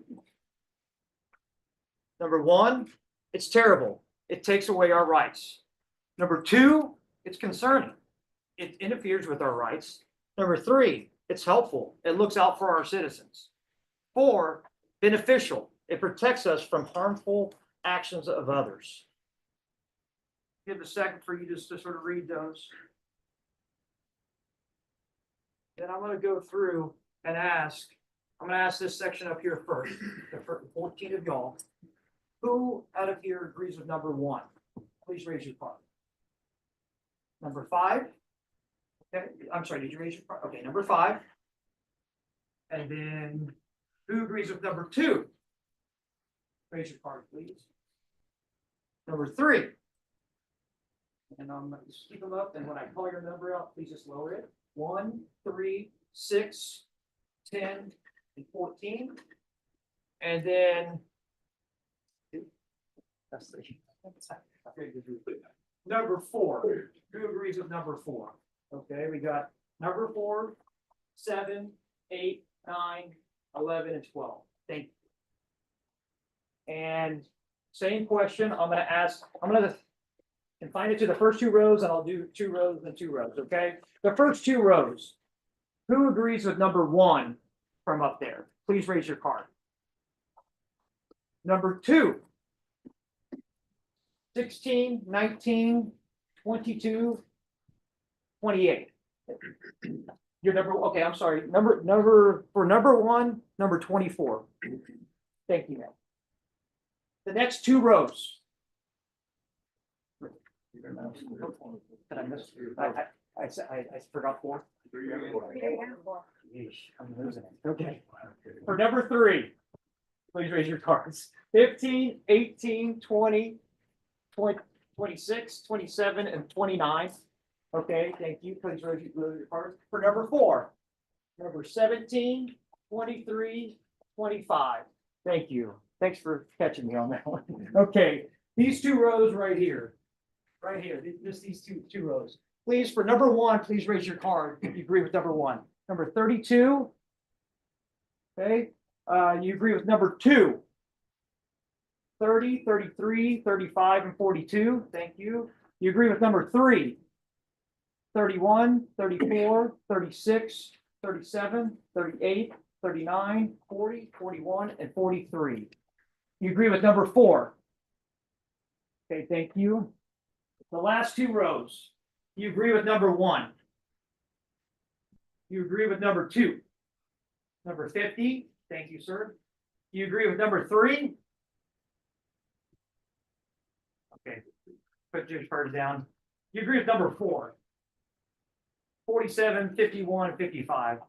Everybody else was only 3. So make it a little bit faster. The first 2 rows right here, you agree with number 1. You agree with number 2. 59, thank you. You agree with number 3. 57, 60, 61, 62, and 64. You agree with number 4. Number 58 and 63, thank you. The last 3 rows right here. Agree with number 1. You agree with number 2. And that's 69, 72, 73, and 74, thank you. You agree with number 3. That is 65, 67, 68, 70, 71, and 75, thank you. And you agree with number 4. Number 66, thank you. Now, I'm going to move on from this subject. And let's talk about law of parties. We sort of discussed it, number 18 sort of brought it up, the co-defendant, right? That's what in the state of Texas we call law of parties. Definition of law of parties under Penal Code 7.01 is a person is criminally responsible as a party to an offense if the offense is committed by his own act or by the conduct of another for which he is criminally responsible or by both. A lot of legalese, I guess, in there, but it's co-defendant, right? That's what a co-defendant is. And we're going to sort of hash out and talk about that a little bit more, okay? You're criminally responsible for an offense committed by a product of another if, acting with intent to promote or assist the commission of the offense, he or she solicits, encourages, directs, aids, or attempts to aid the person to commit the offense. And that last part there is it can be before, during, and or after, or the whole time. So let's sort of talk about this a little bit more. These are my examples that I like sort of using. For capital murder, say I have a gun, I go into a store. Megan and I decide that we're gonna take over to 7-Eleven and not have to pay for our refreshments. I have a gun, she doesn't have a gun. But we both go in with the plan to take what we want and leave. She knows I have a gun. She knows what the plan is. We go in, stealing it, they try to stop me. The clerk tries to stop me, I shoot the clerk. We run away.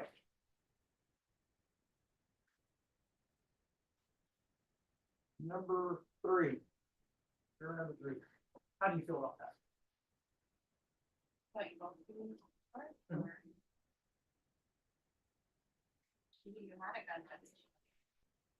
Right, but she knew I had it going in, right? She knew what the plan was, right? Had a gun. It's pretty. It's sort of difficult, right? It is. It's not the easiest thing in the world. I should have been looking in the first place. That's what I'm gonna tell Megan right there. That's true, that's true. But it's an example. But I mean, when you run with people like that and you don't know what they're gonna do. Right, Take a chance. right. You take a gun with you, we're gonna go rob this place. And then I take out the gun and she knows I have a gun. And boom. You know, don't get me wrong, maybe she's not the one that pulled the trigger. I did, right? Right, she didn't stop me either, but then what did we do after I shot? We ran off, right? We ran away, Well, I did. right? She didn't come forward, I mean, let's just say she didn't come forward. So that's a scenario, right? Let's talk about a scenario where she doesn't know we're gonna go in there and have, you know, I have a gun. Say I have a gun, she doesn't know I have a gun, we go in there to steal though. But then I take out the gun, I shoot the clerk, and then we run off. How do you feel about that? She didn't know I had a gun at first. Right, because that's an after portion, right? She ran out after. She's part of it, at that point, right? Get in the car, we take off. Right? Who feels like, hey, well, no. You know, I don't know, I don't like that feeling. I don't think that's a good scenario. Anybody feel that way? Number 5 and 7, 22 and 44. Thank you. And I haven't talked to 44 yet. So, sir, if you don't mind standing up, What, how do you, just tell us your feelings on that. Because here in Texas, everyone can open carry a gun. I walk in the store, when a person walks in, when they're carrying a gun, I don't know what they're planning to do. Mhm. And if he or she robbed the place, I'm out.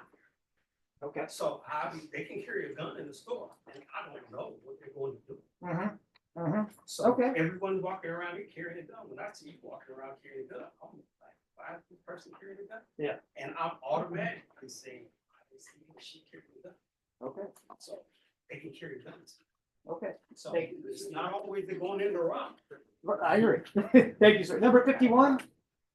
Sir, why wouldn't you just take his phone, go through the records, check on intent, and then you know how far the data is connected, and take her phone too? Well, that's evidence, right? Yeah. That's going back to evidence. You're exactly right. In some cases, what type of evidence comes in? Phone evidence, right? And because she's aiding and abetting, if she's aware of what's going on. So Right. that's, And sometimes you won't have the phone. And why won't you have the phone? because you leave it with her, or you throw it out, or you do something to become disposable, and so you do something else with it, you destroy it. Exactly right. Exactly. You destroy evidence, right? Or you get rid of it. Okay. Now, there's many other different scenarios. Like I like the drug deal scenario. Well, I'm gonna go get drugs from Megan. I'm gonna go get drugs from Megan, and I decide to take my gun with me because it's a drug deal. You know, see in the movies, it's always a drug deal. You have a gun with you, right? And so when I have that gun, I go to the drug deal, but I don't like what she's doing, so I take the drugs and I shoot her. And I run out to the car with my buddy sitting in the car waiting for me. Number 6, how do you feel about that scenario? What do you think about that? By association, you're associating with that person, so. Or you get down with it, that's. Well, you're the getaway driver, right? I mean, you knew you went in there to that. I mean, that's a scenario, right? How do you feel, number 11, how do you feel about that? Yeah, that's something that evidence-wise, you need to know if they knew what was going on, right? Right. Oh, I'm sorry, it doesn't seem based on that scenario that the person knows. Mhm. Like you said. Like that was gonna go down. They could have been sitting in the car and you go inside that they didn't, you were gonna go pick up something. They might not know it was a drug deal, right? They might not know you had a gun on you. So that's something that evidence comes on the stand that presents to you and it's credible evidence. 15 Then- minutes, What's that? Jim? 15 minutes. Okay, thank you, Judge. And so those are scenarios where you're like, you need to know more, right? You can't just have, oh, I'm just a getaway driver, or I'm sitting in the car, okay? And I thank you for your insight on that.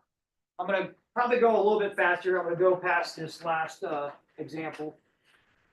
And I think to reiterate again, you can join as a party at any time. You can join before, during the commission, like, I didn't know what was happening.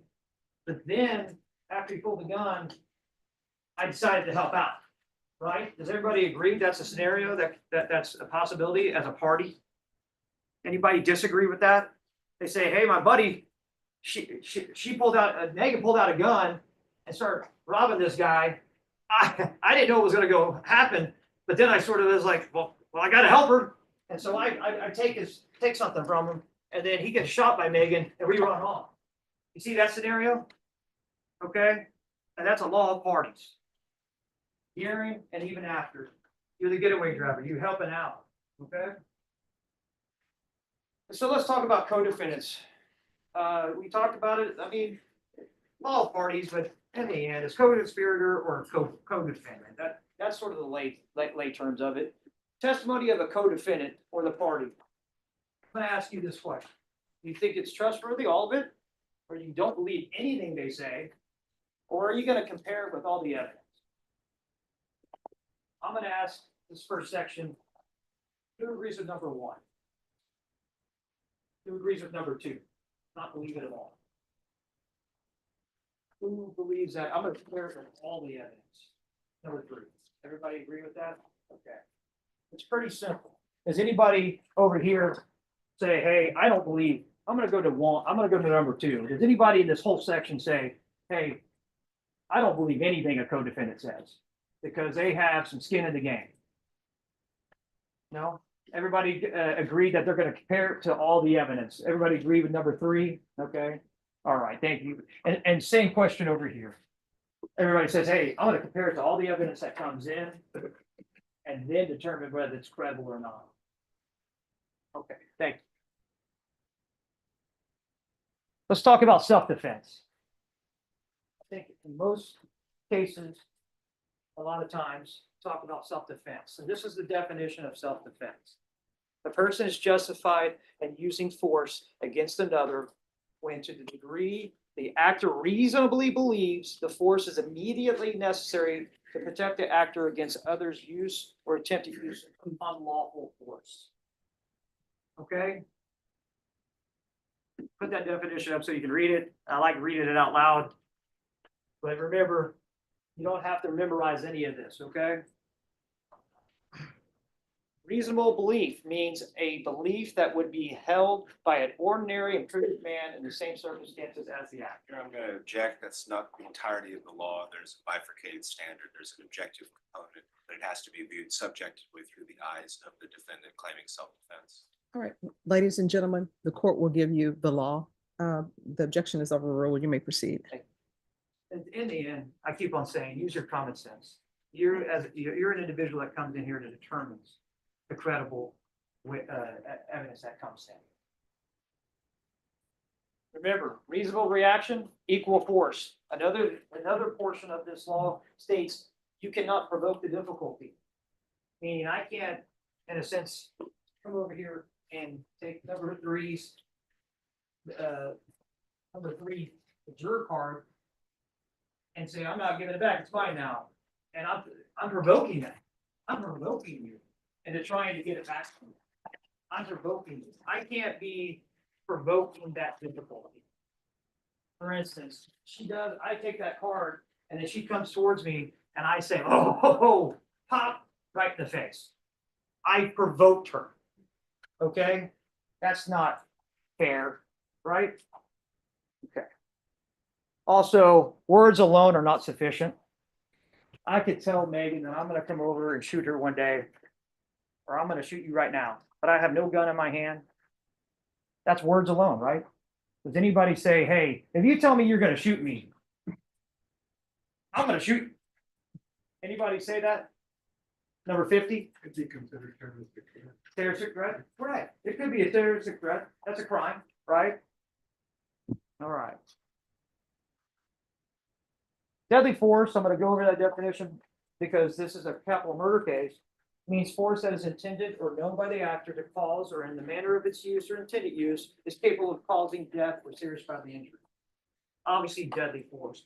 Everything that I just spoke of applies with this use of deadly force. If you're going to use deadly force, you need to have the reasonable reaction. I think we all have heard, or I've heard at least, and numerous people have, the popcorn incident in a movie theater. Somebody throws popcorn at somebody else and they shoot him. See the reasonable reaction? Does anybody think that's reasonable? Hey, I throw popcorn at you and you shoot me? Okay. This is everything that I just went over with you previously.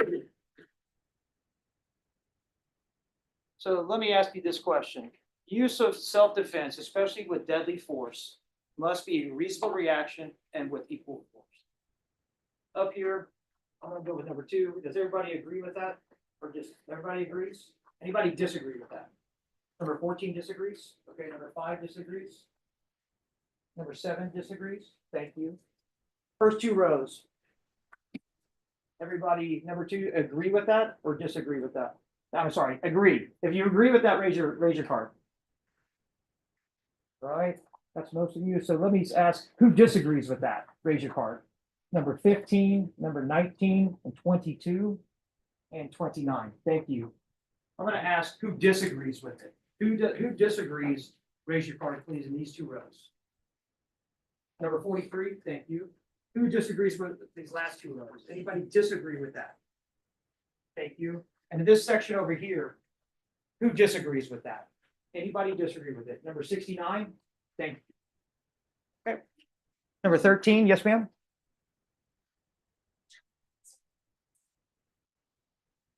I said that he threatened him to shoot him, so he said he would shoot back. You know, so how do you determine what's reasonable reaction to something like this? Right, well, equal force, right? For instance, if I come over and steal your card, and then you shoot. Is that reasonable reaction? Or, okay, that's an extreme example. Okay. Okay, all right. I'm gonna move on to the subject of intoxication, voluntary intoxication. I mean, if I go get drunk or if I go take drugs voluntarily, it's not a defense. Does anybody think, hey, I was drunk or I was doing drugs and I was intoxicated? Well, hey, you should, that should determine that you should be not held accountable for it. Does anybody believe that? No? Anybody? It's okay if you do. Nope. Okay. May play a part in it. May play a part of it. Well, I mean, some of those things is that sometimes, hey, you know, maybe not they're the guilt innocence, or not guilty or guilty. Should that play a part in it? It's not one of the elements. Guilty or innocent? It's, no, it does. The other circumstance. Right. It could have played a part in it Mhm. because there are mind altering drugs Mhm. that may cause them to react. Exactly. And I'm sorry, what number are you, sir? You're 32, and you're exactly right. Because like, let's just talk about like meth, right? Have you ever seen somebody on meth? If you haven't, I mean, they act very different than their normal selves, right? And it alters their perception. Back in my day, Exactly right. And they go crazy and they're running around and it affects the person's normal behavior. But you can see how that could play a part in it. But for the elements of capital murder, intoxication, voluntary intoxication. What's that? I think it should be considered. You think it should be considered? If the guy was in his normal state, he may not react that way. Mm-hmm. Okay, that's exactly right. I mean, people get intoxicated and they may act differently. Thank you, sir. I'm sorry, number 21? It wasn't the victim's fault, they chose. All right, so if you all could speak up. I said it wasn't the victim's fault that you chose to be intoxicated. Right. So So, I mean, you can see how it's not the victim's fault that you were, that the defendant was intoxicated, right? What's your number, ma'am? 21. I want to move over that. In this particular case, I just want to reiterate that if found guilty of capital murder, we are not seeking the death penalty. It would move to punishment, but it is not the death penalty. And there's no probation in a case like this. Does everybody here understand that number up here? Okay, and over here, everybody understand that? And over here. Okay. And I'm gonna ask you sort of, let me ask you this. It's not up there, but you know, let me see. Number 10. How old is middle age?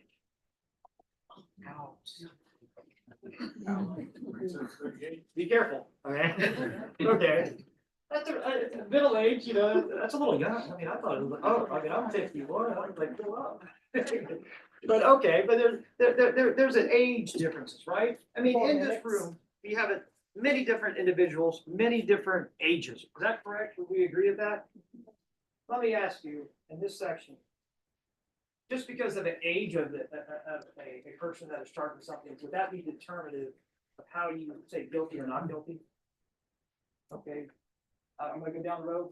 Number 1, anybody say yes? See, number 5 says yes. Number 6 says yes. In the back row. Okay. Would age of the person that's charged be a determining factor for you on deciding guilty or not guilty? I would have. 12, okay, thank you. 14? Did you want to expand on that, sir? Well, if, somebody needs and I'm not saying I would never consider, but I would consider, I mean, Okay, as a would consider. okay. Thank you for expanding on that. you're number 12. Yes, number 12. Okay, and this this first row. Age to be a determining factor that you would use age. In this first row, number 16, number 20, thank you. This row right here. Anybody? No. All right. Number 28, okay, this row right here. 33 and 31, thank you, right here. Number 38, thank you, right here. 44, thank you, sir, right here. Okay, and then starting over here in this section right here, just row, anybody use it? Right here, here, here. To the back row. All right, thank you. Up number 2.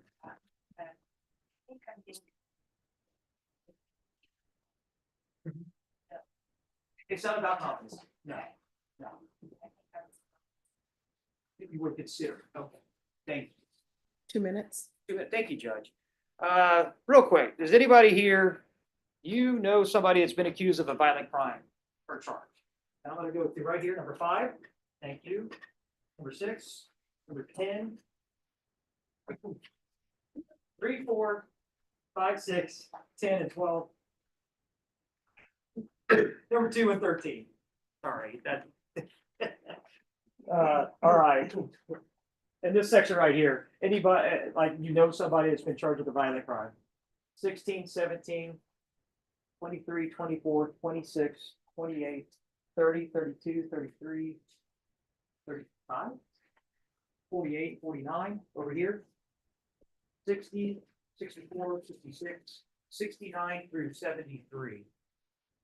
And my time is running out here, ladies and gentlemen. Anything else? Anything else that I haven't asked you? Defense counsel is going to have an opportunity to talk to you again also and go over some questions. Obviously, that's why you have these little clickers. Does anybody up here say, hey, look, moral reason or just a religious reason or some reason, and this is a question for everybody, feel that they cannot sit on a jury of this type of case? Anybody up here? And raising your hand, number 14, yes, sir? You work nights? Yeah. And so you feel that you won't be able to pay attention to everything? Okay, thank you, sir. Anybody over here? No one? Anybody over here? Any other concerns or anything else? Well, ladies and gentlemen, thank you very much. I'm going to take my leave at this point and turn it over to the court and defense counsel. All right. Does anyone need a break before the defense begins?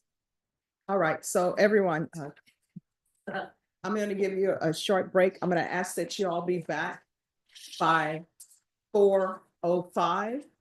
Again, look to your left, look to your right. You're responsible for that person. So everyone needs to be lined up outside by 4:05. That goes first, please.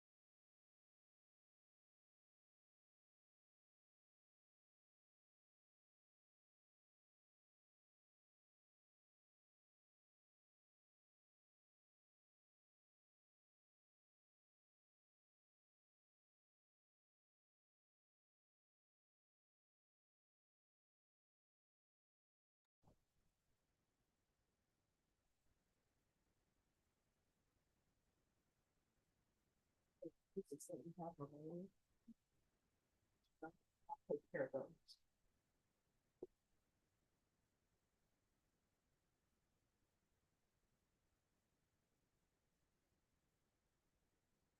Tomorrow.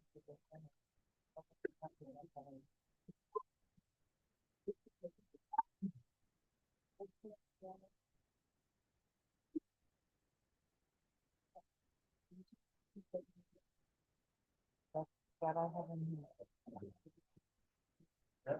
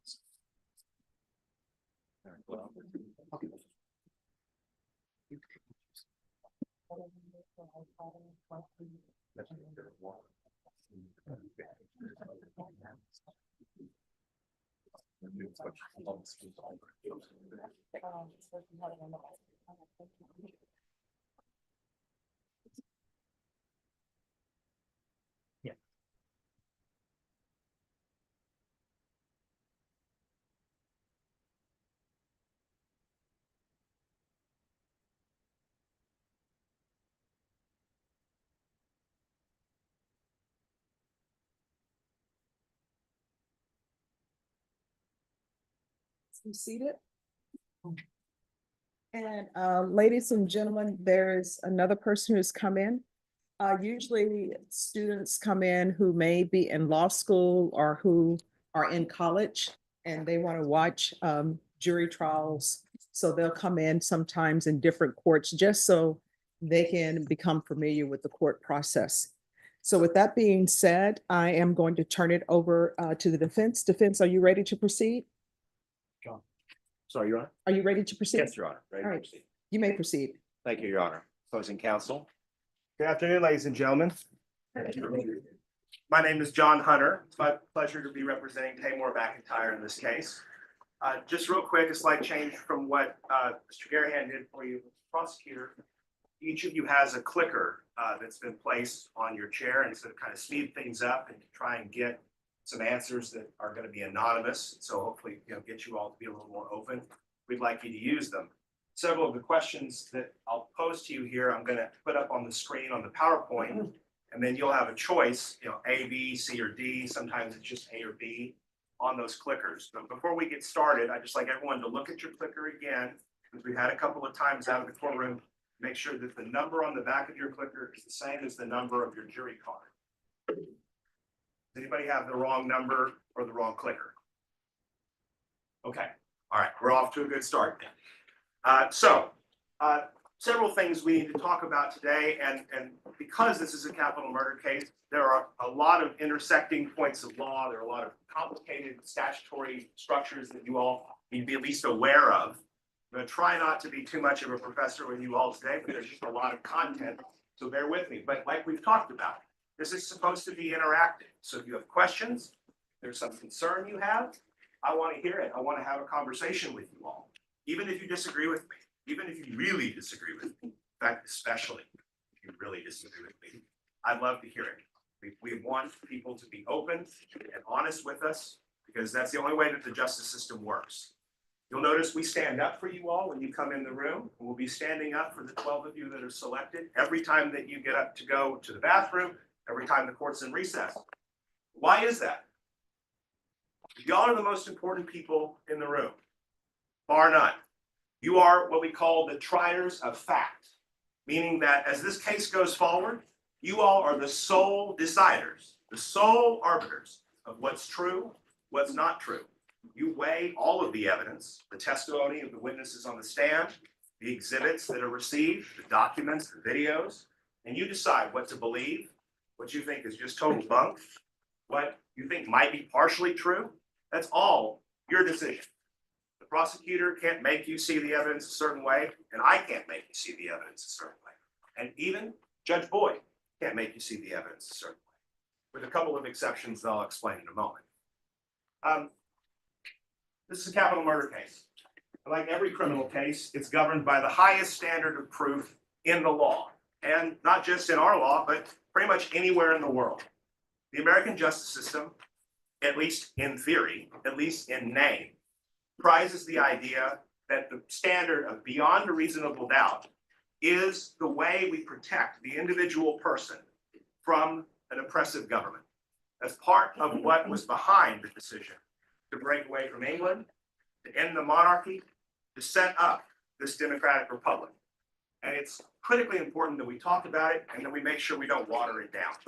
So I want to talk to you all about burdens of proof generally. And because of the distances here, and gosh knows, my glasses, we're going to have some problems reading things. I'm just going to skip to the end where I sort of blew them up. And I've drawn you all this stair step to kind of think about different standards of proof and different kinds of evidence that we might see in courtrooms and in legal disputes of every kind. Okay. So Judge Boyd mentioned traffic tickets, and everybody seems to have had at least one unfortunate encounter with a uniformed officer of the law regarding a traffic violation. When you get pulled over for a traffic violation, it may be because the officer saw you explicitly violate a traffic code or a city ordinance or something like that. But officers can actually pull you over on the side of the road unless then being convinced that you committed some traffic violation. He can pull you over for what on the far left here in yellow is called reasonable suspicion. All right? And that's just that the officer can point to some specific fact, some articulable fact, that he believes would give a reasonable person the right to suspect that you've done something illegal. That could be a traffic violation, or it could be smuggling heroin, or it could be you have a dead body in the trunk. But it's some fact. That's more than a hunch. It can't be just a wild guess. It has to be something that he can verbalize and explain to other people. But that's all he needs to be able to pull you over and detain you and ask you some brief questions. If he were to see you walking down the street and he was able to point to something suspicious, like let's say you're walking past the front window of a jewelry store over and over and over again at periodic intervals for an hour, and he can point to that. I saw the guy pass the jewelry store window 12 times in 40 minutes. That's kind of weird. It's just not normally done. He can detain you on the street and he can pat you down. And he can figure out, do you have a pistol on you? Are you going to hurt me? Is there some danger to me? Right? That's an intrusion on your sovereignty as an individual person. All the officer has to have for that, just something he can point to that would lead a reasonable person to suspect something's up. The next standard is probable cause. That's what they need to come into your house and search through your papers and effects, to look in your computer, to arrest you for a crime.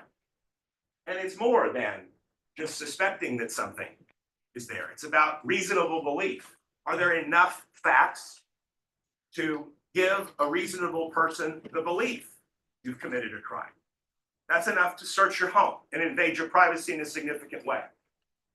It's also the first place we see that one of these standards can be applied in a court proceeding. Has anyone here served on a grand jury? Nobody. Does anyone know what the grand jury process is about? Okay, well, we're here in a felony courtroom. This is a district court. To be charged with a felony in the United States Constitution says you have a right to have a grand jury consider whether or not there is probable cause to believe that you have committed a crime. Okay? They meet in secret. The defendant may not get an opportunity to speak in front of them, and if he is invited to do so or subpoenaed to do so, his lawyer can't be with him for that proceeding. And they hear evidence. They can't hear anything from the defense. All a one-sided affair with the prosecutor putting on their case, and then they vote on whether there's probable cause to indict the person. You heard Judge Boyd talk about an indictment is not evidence in the case. The fact that someone's been indicted doesn't mean that they're guilty, and it can't be used as evidence to show that they're guilty. In other words, just because Mr. Mcintyre has been indicted, and that's why he's here in front of you today, doesn't mean anything about the strength of this case, whether the prosecutor has a shred of evidence to support it. All it means is that some evidence was enough to give somebody the belief that maybe a crime has been committed.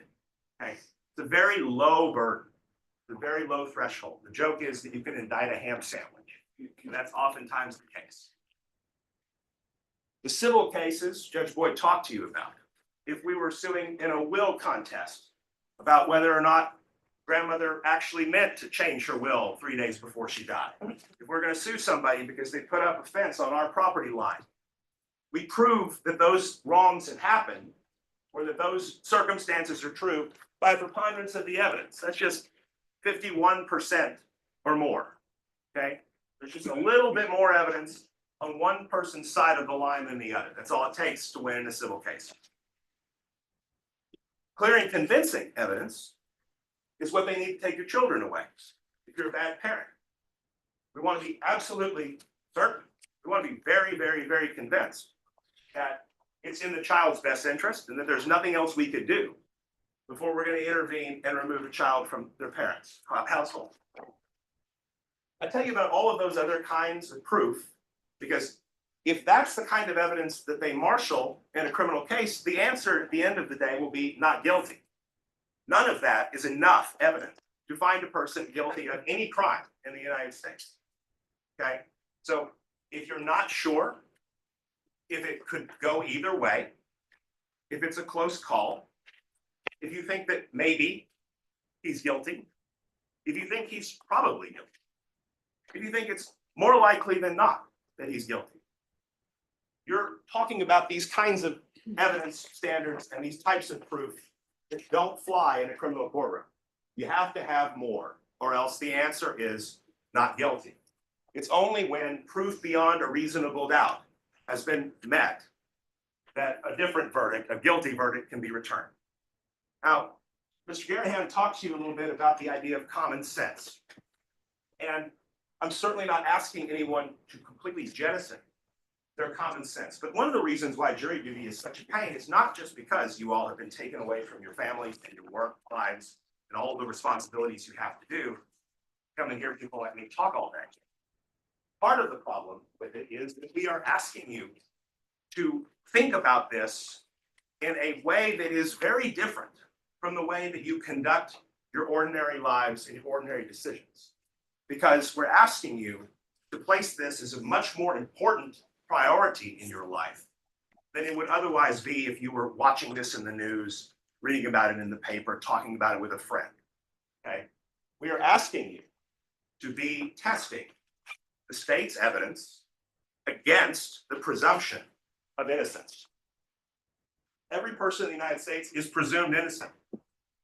They can't be found otherwise unless the state proves every element of the offense that is charged beyond a reasonable doubt. Okay, and the state walked you through some of those elements that would be considered. The important point there is, as it was suggested, the date that the offense was committed on or about, at least that it happened before an indictment was returned, the county where the matter occurred, where the crime was said to have happened, the culpable mental state of the accused, what was going through their mind. Did they intend to do what they did? Did they know what they were doing? The act itself, in a murder case, the killing of another person. All those things have to be proven individually to you beyond a reasonable doubt. And as you're hearing the evidence and considering it, you have to be constantly cheering for and rooting for his acquittal as you hear it. Yes, I understand. I heard that. Ooh, that is bad. But I walked in here knowing that I start at he's not guilty. I walked in here starting with he's innocent. And I really have to make sure that the benefit of every doubt is applied for his benefit, not against it. That's a hard thing to do, especially in a course of a trial where you're going to hear some good things and you're going to hear a lot of bad things. You got to balance those things and test them. And constantly ask yourself that question. So this is a capital murder case, which means that it is a homicide case. I want to talk to you about the different grades of criminal homicide that we have, because there are a lot of interlocking and overlapping things about them that you all need to know going into this. Capital murder is the most serious kind of criminal homicide we have in the state of Texas. It's an intentional or knowing killing of another person in combination with some other aggravating factor, which takes most of the punishment line out of the equation. Statute authorizes death or life in prison. In this case, the death penalty is not being pursued, so there's only one possible punishment if Mr. McIntyre is found guilty, and that is life. The next kind of criminal homicide is murder, which just removes the aggravating element. It's a first-degree felony. It's a intentional or knowing killing of another person. But in the punishment phase of a murder trial, if you all hear evidence that the defendant acted in sudden passion, then you can lower it to a different level of culpability. And I'll explain sudden passion in a moment. Then there's manslaughter, which is reckless killing of another person. In other words, it wasn't your intention to kill someone, and you didn't do what you did knowing it would kill someone, but you were acting in a way that disregarded a substantial risk that human life would be taken. You were aware of that risk. Then there's criminally negligent homicide, which is that there was a substantial risk, but you were unaware of it, but you should have been. Before I talk to you about murder, murder is very simple. Intentional or knowing, causing the death of another person. So, in an intentional or knowing death of another person, we've decided in Texas that some killings don't merit the punishment that would otherwise be applied for a first-degree murder. And those are in situations where sudden passion is at play. The basic idea is that if you were acting under the immediate influence of sudden passion arising from adequate cause, then at punishment, even though you were found guilty of murder, the matter could be reconsidered as a second-degree felony and punished 2 to 20 years in penitentiary. The classic example of that would be that you walk into your home, you walk into your bedroom, and you find your wife in bed with another man, and you decide to kill the other man. That is the classic sudden passion example, right? Does everybody have a general sense of that? Do they have problems with the fact that we punish those potentially based on what you, the trier of fact, decide less harshly than we do other killings that are exactly the same, intentional or knowing killing? Okay. So let's get back to capital murder. The way that the prosecutor presented it to you, I don't think is entirely accurate. I want you to pay very careful attention to this because they have chosen to plead a case that has a higher burden because it has more elements than just simply an intentional or knowing killing. A capital murder is that the person commits the offense of murder, intentional or knowing killing of another, and that they intentionally commit the murder in the course of committing or attempting to commit robbery. So it is a specific intent crime. It is not enough that there was a robbery and that there is a murder. The two have to be committed in the course of each other and with the specific intent that the felony, in this case, a robbery, occurred. Okay, does that make sense? So, a couple of examples. I decide that I want to go in and I want to get something at the 7-Eleven and I don't want to pay for it. And I have a gun and I'm going to rob the clerk. And I kill the clerk while I'm robbing them. Capital murder all day long. Not hard to grasp, okay? But let's say I go into the convenience store. I don't have any intent on my mind to rob anything. I have money in my wallet. I'm ready to pay for my soda or whatever I'm purchasing. And I'm talking to the clerk and the clerk insults me. I lose my temper and I pull out my gun and I kill them. And they drop dead. And it's abundantly clear they're dead. There's no one else in the store. I put my gun back in my holster and I think, well, I've really done it this time. And I go over and I pick up the man's wallet and I take $100 out of his wallet and pocket it and walk out of the store. Is that a capital murder? No. Why? You didn't have the intent to. All right, so let me pause right there. Everyone, the court reporter cannot take down everything what everyone is saying when everybody's talking at the same time. So what needs to be done is if somebody wants to say something, you need to raise your card and then you will be called on. All right, thank you. Juror number 20. Person didn't go in there with the intent of committing a robbery. Right. Or motoring. Right, and didn't have the intent when they were pulling the trigger to rob either, right? Okay, so we see there that if the intent's formed after the fact, then it just can't be a capital murder, even though we have both of the same things. We have taking property of another without their consent, without lawful right to it, and we have a killing. Because those things don't line up in time, we don't have a capital murder. Is everybody okay with that? Does anybody feel like that's a technicality? That I mean, if you kill people, that's bad enough. If you kill people and then you take their property, that should be capital murder, and you punish them just the same. Juror number 22. That's your belief? Yes. Okay. Does anybody agree with juror number 22? Number 7, number 48, 50, 45, 44, 17, 16, 6. Yes, sir, you have a question? I think it's also subjective. I mean, in the course of the events that happen, it could be laid out very differently. So if the person didn't have the intent, but they also carried a gun, we were open carry here as well. You understand the responsibilities of owning the gun. That is up to your discernment. You know, you already were given hopefully a training class too as well. So you have the responsibility as a gun owner. What to do with it. Well, I mean, certainly, and we'll talk a little bit more about gun rights in a moment. I'll circle back to you on that. I'm sorry, who else that I didn't call your number when you held it up? Number 23? Okay. So when we talk about homicide cases at all, there are lots of different ways that those cases get filtered out, and lots of ways in which the evidence is presented to you all and we fight about it, right? Some murders may not be murder. Person may have killed themselves. They may have died of natural causes, but just under weird circumstances that make it look like they were murdered, right?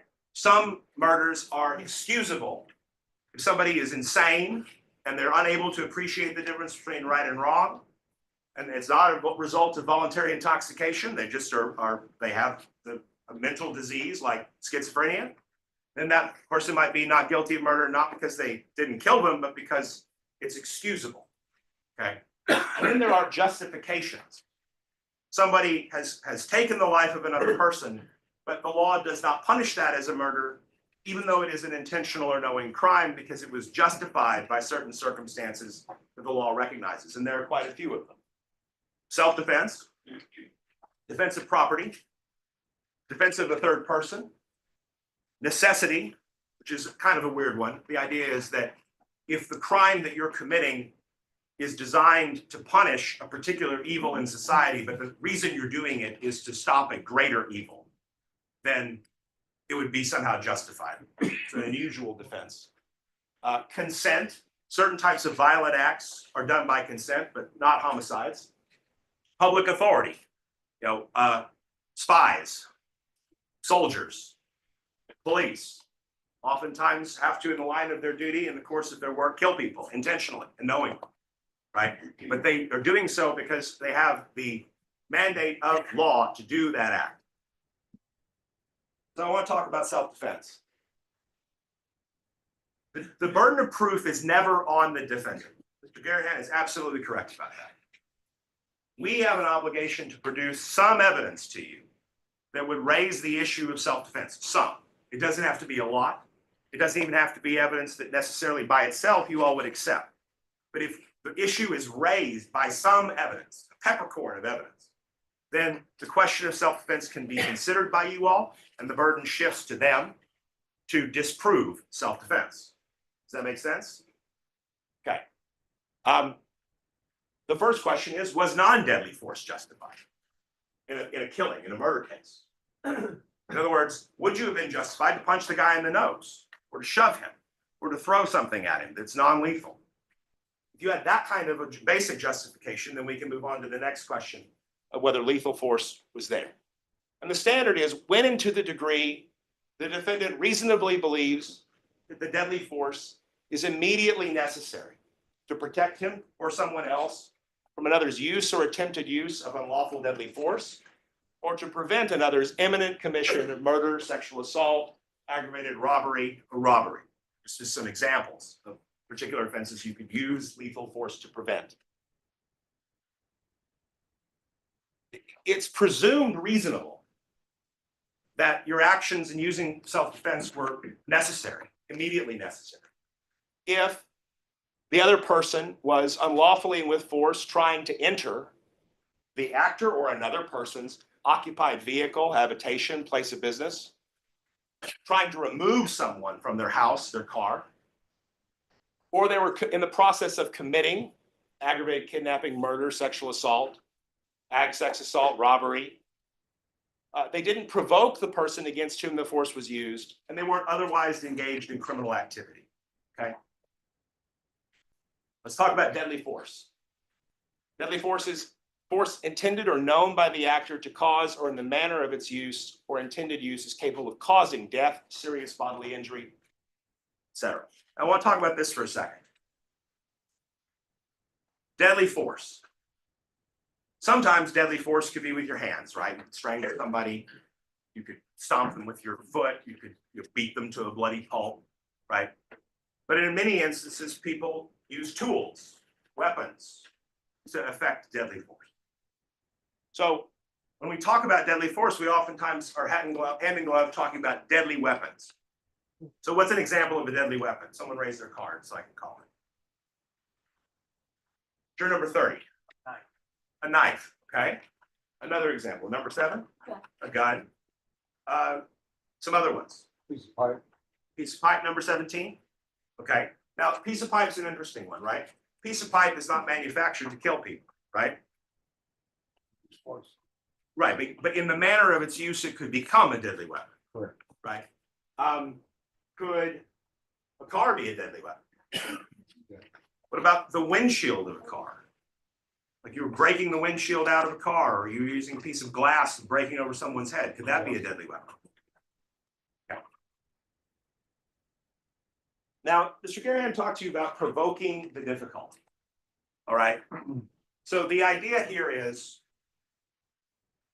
as the prosecution pointed out, proportionality, but it's a little bit more nuanced than all of that. Okay. Like, if I told you, F you and F your mother, those are fighting words, okay? But we know that just fighting words is not enough to justify you killing me because I said something really nasty about you and your mom, all right? But I was nevertheless provoking the difficulty. I started. I said nasty, mean things. But that wouldn't justify you going and getting a pistol and shooting me. So if that's what you decided to do in response to me using that bad language about your mother, I would still be entitled to use self-defense to kill you before you killed me. Does that make sense? The fact that I started it with words doesn't prevent me from being able to make the claim. And that can be applied up the ranks here. If I punch you in the nose, unprovoked, then I'm clearly provoking the difficulty, right? Just punch you in the nose. But that's not lethal force, is it? So if your response to me punching you in the nose is you go out to your pickup truck and you pull out your 6 gun and you come back and you blow me away, the fact that I provoked the difficulty with non-lethal force doesn't inherently mean I just don't have a right to defend myself. Right? You've escalated the situation. You pulled a gun on me. Does that make sense? And in cases of it provoking the difficulty, the fact that you legitimate, bona fide, provoke the difficulty with an excessive amount of force also doesn't mean automatically that you just don't get self-defense. Okay? If you provoke the difficulty, the use of force would not be justified unless you abandon the situation or communicate your intent to abandon the situation. And the other, nevertheless, continues or attempts to use unlawful force against you. So I pull a gun on you, and I yell some mean things, and I'm threatening, and it looks like I'm about to do it. And all of a sudden it clicks. Control your temper. This is a bad idea. I'm going to holster my gun. I'm out of here. And I walk out, and I'm going to my car, and I'm going, I shouldn't have done that. I lost my temper. I can't believe I was doing that. And the guy shoots me in the back of the head. Okay? Or he tries to shoot me in the back of the head, and I turn around and I blow him away. The fact that I originally provoked the difficulty doesn't mean that I'm automatically going to go down for murder if I survive this shootout. Because I tried to abandon the encounter. I tried to stop what I had done. And why would that kind of is a good rule, despite the fact it may not make sense at first, right? Because ultimately, what do we want the law to accomplish? We want to de-escalate conflicts. Just because I lost my temper, I drew a gun, doesn't mean I have to go through with it, because at the end of the day, I'll never be able to argue self-defense after this, right? That would be the result if we didn't have some way of sort of resetting the clock, starting over at square one. That's what the rest of provoking the difficulty is about. Yes, you shouldn't provoke the difficulty. And if you do it at your peril. You may not get self-defense. But if there are indications, and if there is evidence that you tried to dissipate the encounter or stop it, then the clock resets and we get to reassess self-defense all over again.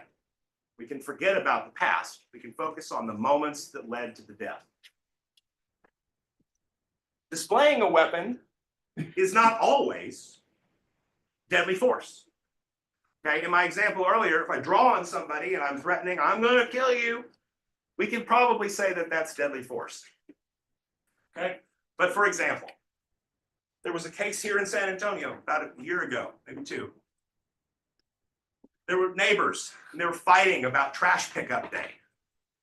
And this lady was just not having it. And she hated that her neighbor was putting all of her bulky pickup trash right on the property line, right next to like where her lawn begins and her section of the sidewalk begins, and it just drove her crazy. And so she walked over and she picked up all the lady's bulky pickup stuff and she just started throwing it in the lady's driveway, blocking her cars and just causing a big scene. She was trespassing on her neighbor's property. And the neighbor came out and said, "Get off my property. Quit messing with my things. I wasn't trespassing on your property. My trash is where it's supposed to be. Leave me alone." This woman wouldn't hear it. She kept messing with the trash. She kept screaming at the lady. The lady finally reaches into her pickup truck and she produces her pistol. She said, "Get off my property." Right? That's not a display of deadly force. You have a right in Texas to produce a weapon as long as your purpose is limited to creating an apprehension that he will use deadly force if necessary. Okay? Think about this. You're an elderly man, you're in your 90s, you live alone, you don't get many visitors, someone knocks on your door at 3 o'clock in the morning. If you go answer the door, it might be prudent for you to have a pistol. Not just to shoot somebody if they're trying to break in, but to at least convey some ability to protect yourself, because you're otherwise not capable of physically doing it. We want people to be able to show the outside world, the potential dangers in the world, that you're capable of defending yourself. So we talk about reasonable belief, and you heard me object, because the prosecutor was explaining to you that the reasonable belief about whether it's imminently necessary to kill someone in self-defense, in part, hinges on whether or not it's objectively reasonable to believe that. And that's true, that's part of it. Is society willing to accept that that's an objectively reasonable cause to take another person's life? But it's not the only thing you have to look at. What you're doing is you have to put yourself in the shoes of the defendant. You have to ask themselves what they perceived, what they felt, what they thought. And you then need to ask whether or not, based on that understanding and that perception, it's objectively reasonable for us to accept that they believed it was imminently necessary to take another life. Okay? So, I mean, somebody's walking down the street on the 4th of July and they're throwing fireworks. Bang, big loud noises. Somebody shoots them. First guess is that probably is not objectively reasonable, right? Like, it's 4th of July, there are fireworks. What if you're a Vietnam veteran? What if you fought through the bloodiest part of that war, through some of the ugliest hellfires that they had, and you've had PTSD for 50 years? And that same scenario takes place, right? You have to take those kinds of factors into consideration. Along with that, we talked about how intoxication is not a defense, right? I get drunk and I do something stupid. The fact that I did something stupid the fact that I was drunk doesn't excuse me from what I did, right? But that doesn't mean you can't just completely ignore that person's mental state, where they were. You know, what if it's a 50-year ago war veteran who's been drinking to deal with their PTSD all that time, and it has affected their perception of reality? I think juror number 2, I think, Mark, that you do addiction counseling, right? Fair to say, drug addiction, alcohol addiction change like the way your brain works. And it takes a long time to get past that, right? Some people just don't get past that. Like their brains just change because of abusing drugs or alcohol. So, I mean, in those circumstances, when you ask yourself subjectively, what did this person understand? What did they see? And you are going to be able to consider things like intoxication, things like drug addiction, along with that. As long as you look overarchingly at whether or not that perception, as this defendant understood it, is objectively acceptable and reasonable for society. Does that make sense? Is anybody not willing to do both the objective and the subjective work on that? You're just not going to be willing to ever consider the point of view of the defendant when you're deciding that question.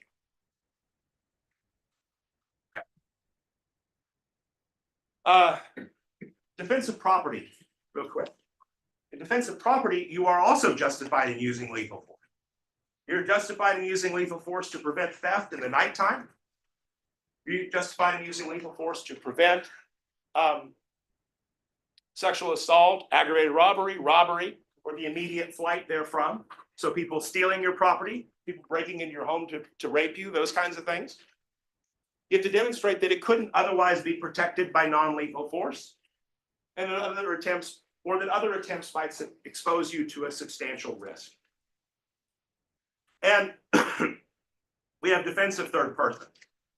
If you're justified in using lethal force to protect yourself, you're justified in using lethal force to protect your property, you would also be justified if you have a reasonable belief that it's eminently necessary to do those things for another person.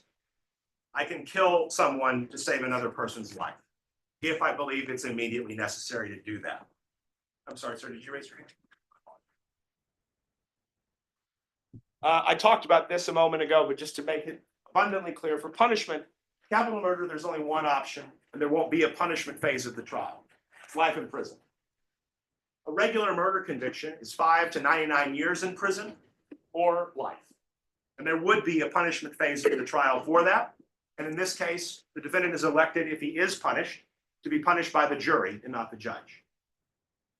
If, as the punishment jury, you all decide that the crime was committed in sudden passion, then the punishment is now 2 to 20 years instead of 5 to 99 or life. Manslaughter also is 2 to 20. Negligent homicide is a state jail felony, 180 days to 2 years in jail. All right, now is the audience participation part of this show. The first thing I want to talk about is Mr. Mcintyre. And I want to see if any of you all might be familiar with him. You've heard him by the name of Tamor Mcintyre, that's his name. Mr. Mcintyre is also an artist, a musician, and he goes by the nom de plume or the stage name of TK47. And he has released a song called The Race, which is in the genre of rap. And I'm curious if anybody has heard that song, heard of TK47, or heard of Tamor Mcintyre for any reason. And what I ask you to do is just press your clicker with your answer.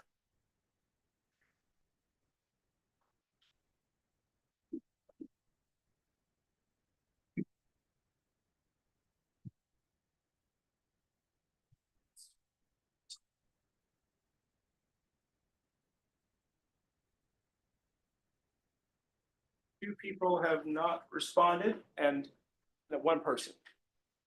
There we go. Everyone's responded. Great, thank you. Your Honor, may we approach? Yes.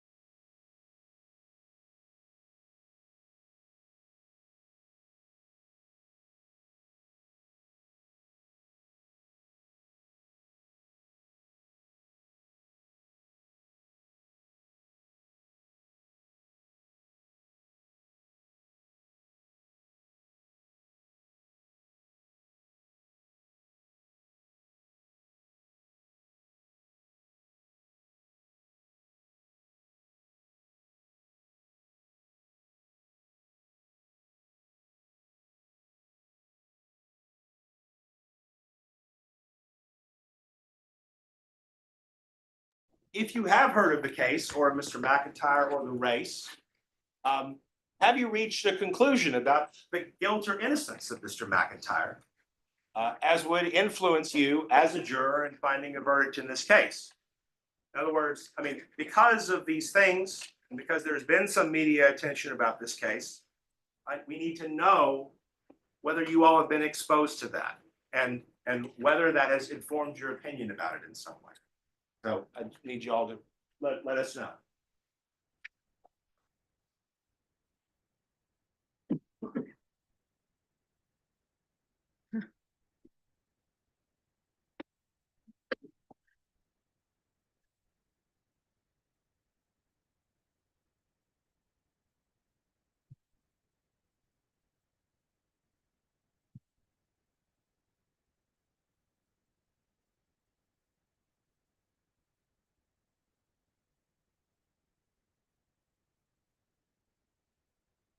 Two more. Right, thank you all. Lastly, have you heard from any source about any of the lawyers or the judge in this case? Judge Stephanie Boyd, Jerry Goldstein, John Hunter, Thomas Lane, Jason Garahan, Megan Galloway.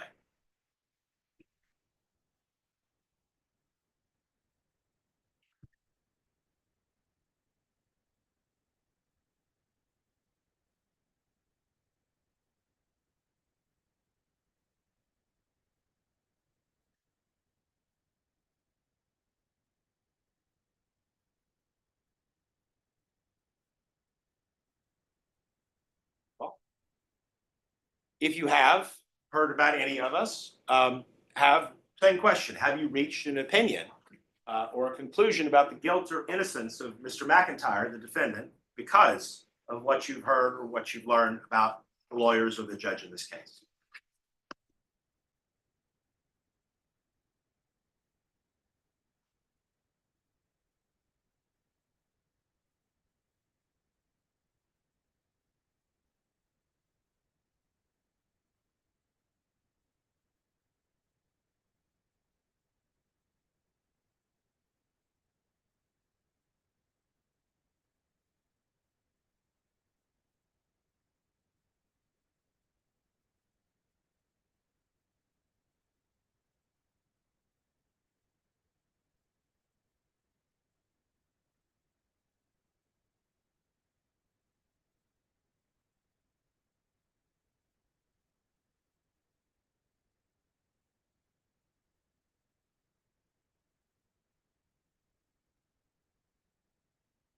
We got us a straggler. Remember, the answers to this are anonymous. It's not something we're going to, single you out and make you talk to everybody else here about.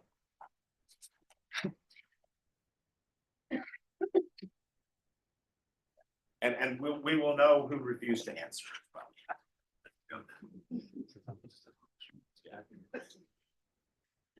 Okay.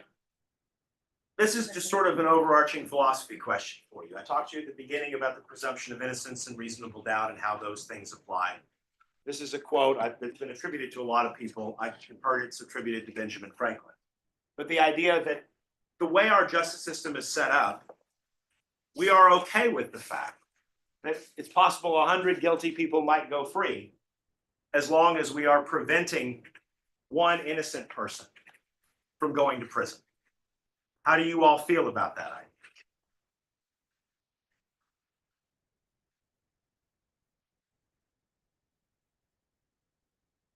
I get that it's a tough one. That's a hard thing to consider.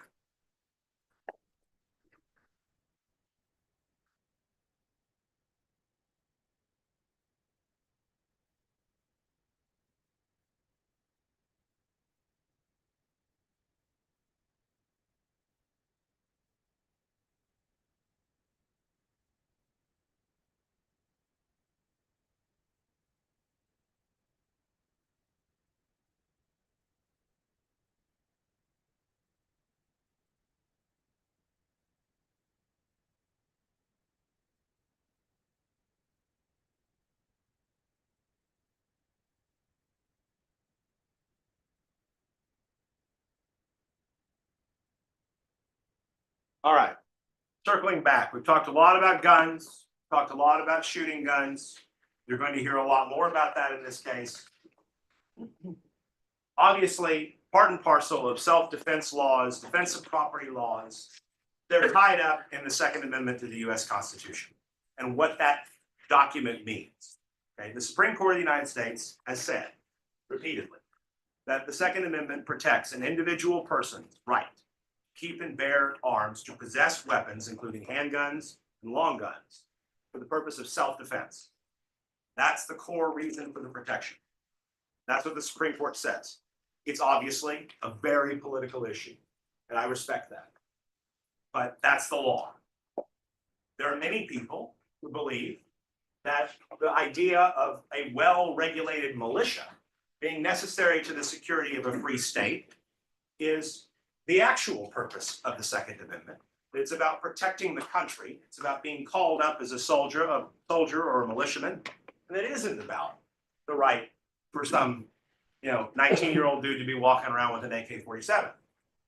So recognizing that a lot of people feel that way, that it isn't a personal right for self-defense. I need to know whether or not you all agree with what the Supreme Court says or not about that right. In other words, do you recognize that people have a personal right to keep and bear weapons for their own protection?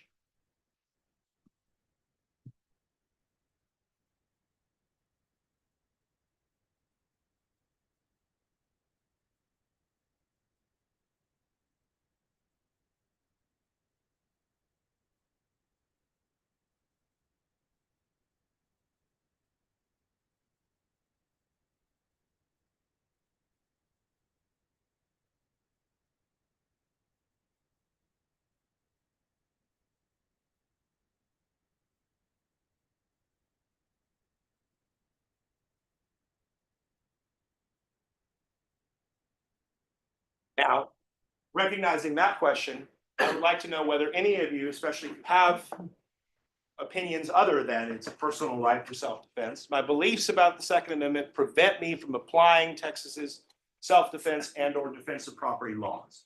In other words, I can tell you all day long that the law in the United States, the law in Texas is that you have a right to keep guns for your protection. But even though you know that, you would be unable to follow the law in Texas about self-defense or defensive property if you were instructed on it. In other words, you could not find someone not guilty because of self-defense or defensive property because you believe that that's not a right that people have. They don't have the right to possess weapons.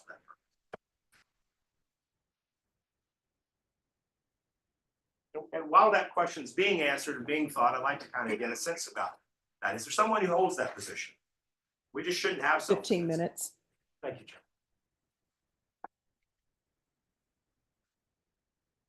Number 33, were you raising your card? No, juror number 5. That's sort of how you feel about it?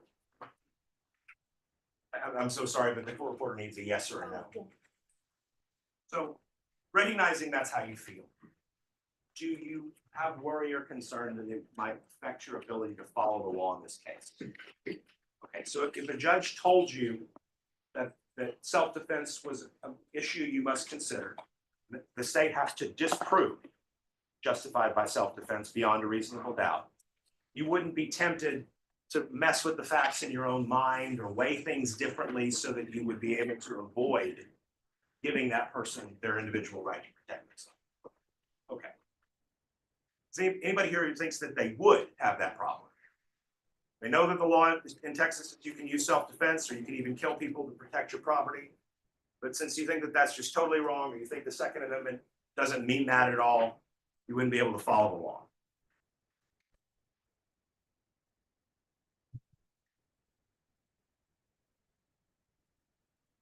Sort of similarly, but taking the Second Amendment out of it. Is there anybody here who, for just moral reasons, believes the taking of another person's life is always wrong? There are no circumstances that justify it, ever. And so even if you believe that the law of self-defense applied, even if the state failed to disprove it beyond a reasonable doubt, as is their burden, you would never let somebody be acquitted who took another human being's life.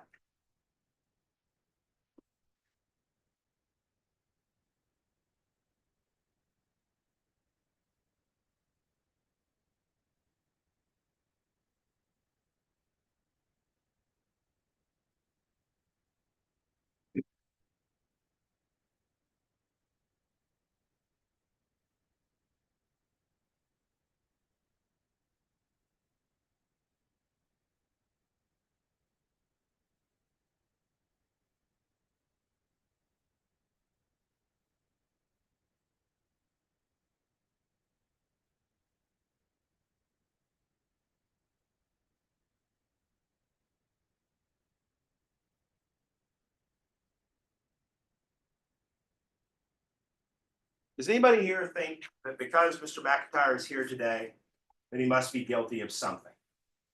I talked to you about the grand jury process.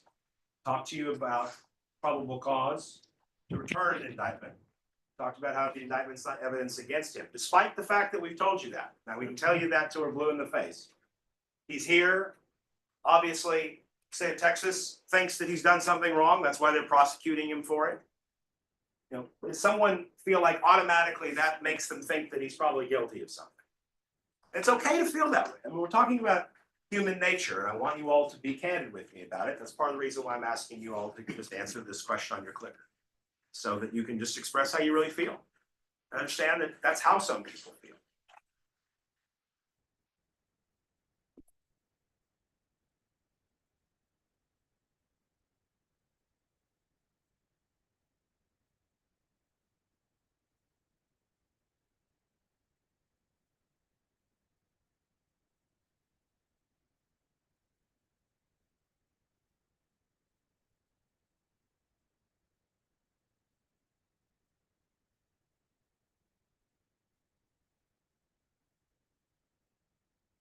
Defendant who refuses to testify on his own behalf is probably guilty. Agree or disagree?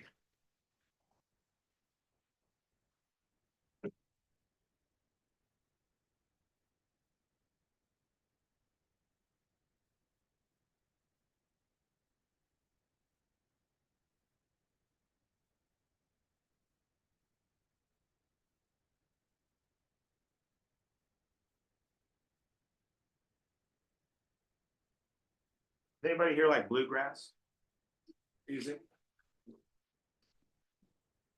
Juror number 12? Yeah. You like bluegrass music?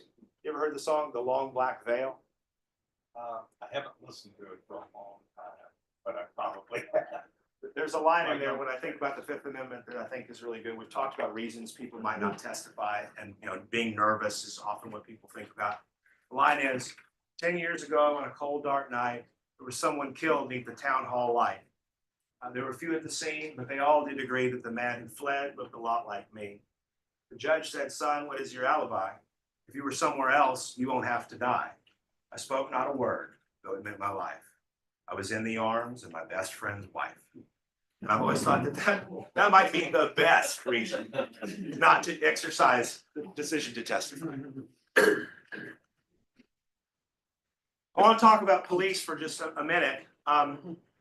The uniform carries a lot of respect, carries a lot of symbolism to it. And I think that sometimes that is something that impacts people. And so I want to know, is there someone here, when you're weighing the evidence in this case, who would be biased in favor of the testimony they hear from policemen? Solely because they are a policeman, solely because they have a badge, they've obviously been blessed by the state to do this very difficult work. That's of concern to me. I'd like to know about it. So if anybody here has that opinion, I think it's understandable. But I'd like to know.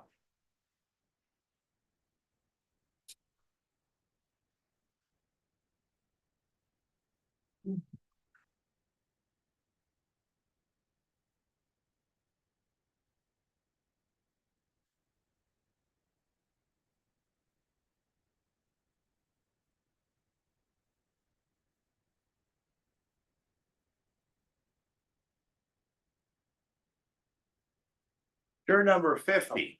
I'm sorry. Juror number 55. Right. We see here that you might be in federal law enforcement. Yeah. What agents? Department of Homeland Security. Homeland Security. Okay. So I mean, that covers a lot of different things, from border protection issues to investigation of sex crimes online, to all kinds of things, right? Yes, sir. And so, being a peace officer yourself, I mean, would you be inclined or prone to give more weight to a brethren officer than you would? Sir, yeah. Okay. Do you think that would be something that you could ever put out of your head? I'm definitely trying through this process, yes, sir. Okay. But I think being fair to the defendant, I probably have to admit probably more. Yes. Okay. Any other members of law enforcement in our audience today and in our panel? Does anyone feel similarly to the way that Juror 55 feels? Showed your placard, so I get a sense of it.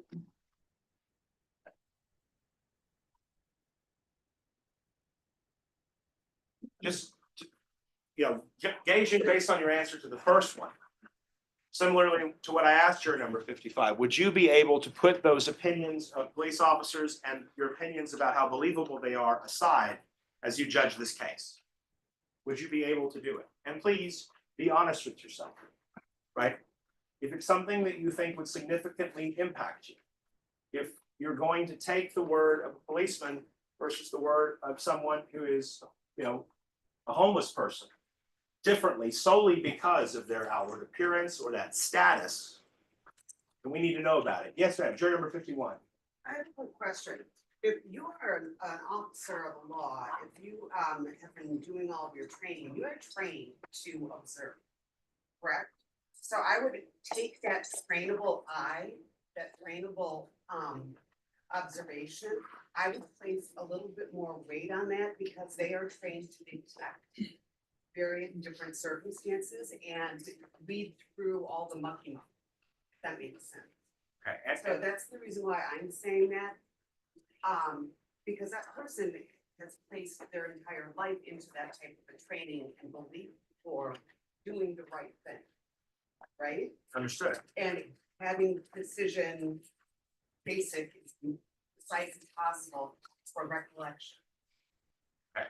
Now, you understand that, in order to have a presumption of innocence mean anything at all, your task is to, in this case, weigh the evidence of those policemen, right? Right. And that means being skeptical of what they say, asking like for proof, like not taking their word for it, right? So, I mean, You recognizing. look at their training and you understand that they have gone through the rigors of training and they've had the experience. So for you, that training and experience would be enough to dispel any other worries that you had about what they did. You defer to that training and experience generally over hearing what happened in their specific case or what decisions they made on a given day. That wouldn't be what you do. But I would look at their testimony and give the credence for their profession and for what they've been doing and listen to their testimony. Just as I would look at that homeless man and listen to his testimony. Just off the bat, before they start, that's how you're coming into it, is that they have this training and this experience and you're going to pay attention to that.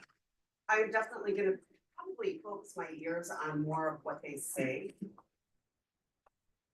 And again, how they delineate what occurred. Understood.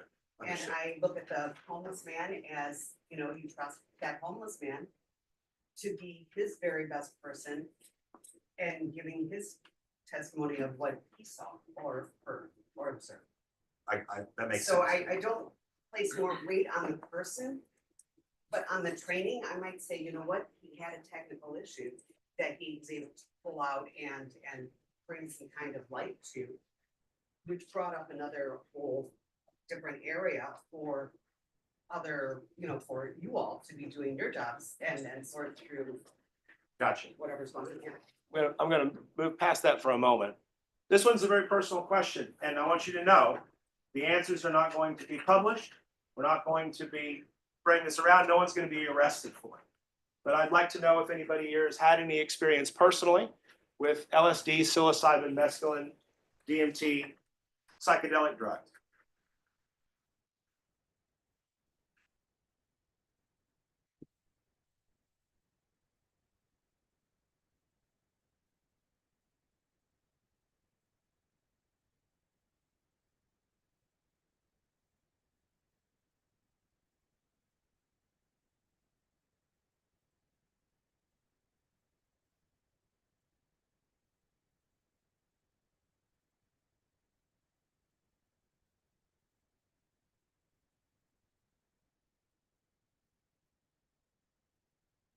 Similarly to my question about police officers. Yes, ma'am.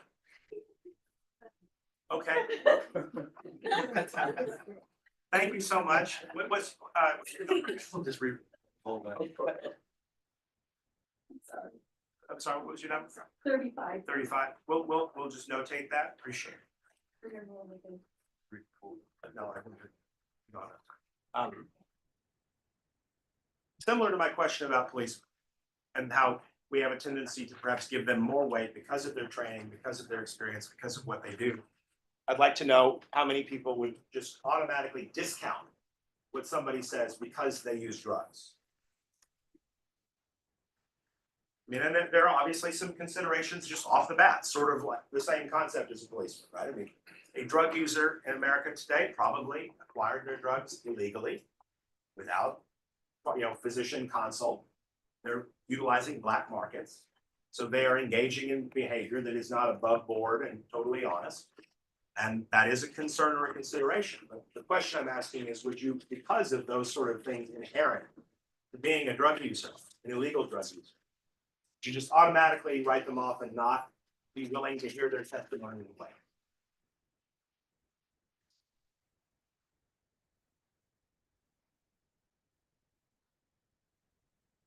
So you have 20 seconds. Okay.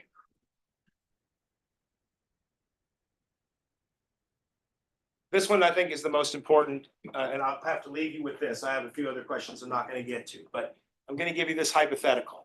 If the state proves murder to you beyond a reasonable doubt, but fails to prove the specific intent to rob, so they have not met all of the elements of capital murder, and for whatever reason, you are not given the choice to find him guilty of a lesser crime of murder. It's not one of the options on your verdict form. I need to know whether you all can follow the law and find him not guilty. So the way I phrased this is slightly different. A is absolutely not. I can't let a murderer go free. B, it would depend on how I feel about the defendant. C, yes, I could follow the law. I could find him not guilty, but I'd be really unhappy about it. And D is I can follow the law and acquit him, even though the state fails to prove capital murder, because I know he's guilty of murder. Like, even though I know he's guilty of murder. So you know that this man has committed a crime. He intentionally and knowingly, without justification, murdered someone. But the state got greedy for whatever reason and didn't give that option to you. They only said you can convict him of capital murder or acquittal. Law says you have to acquit if they haven't met all of their elements. And that's hard for people to do, right? He walks out of the courthouse. He's a free man. You can't follow that law. I need to know about it.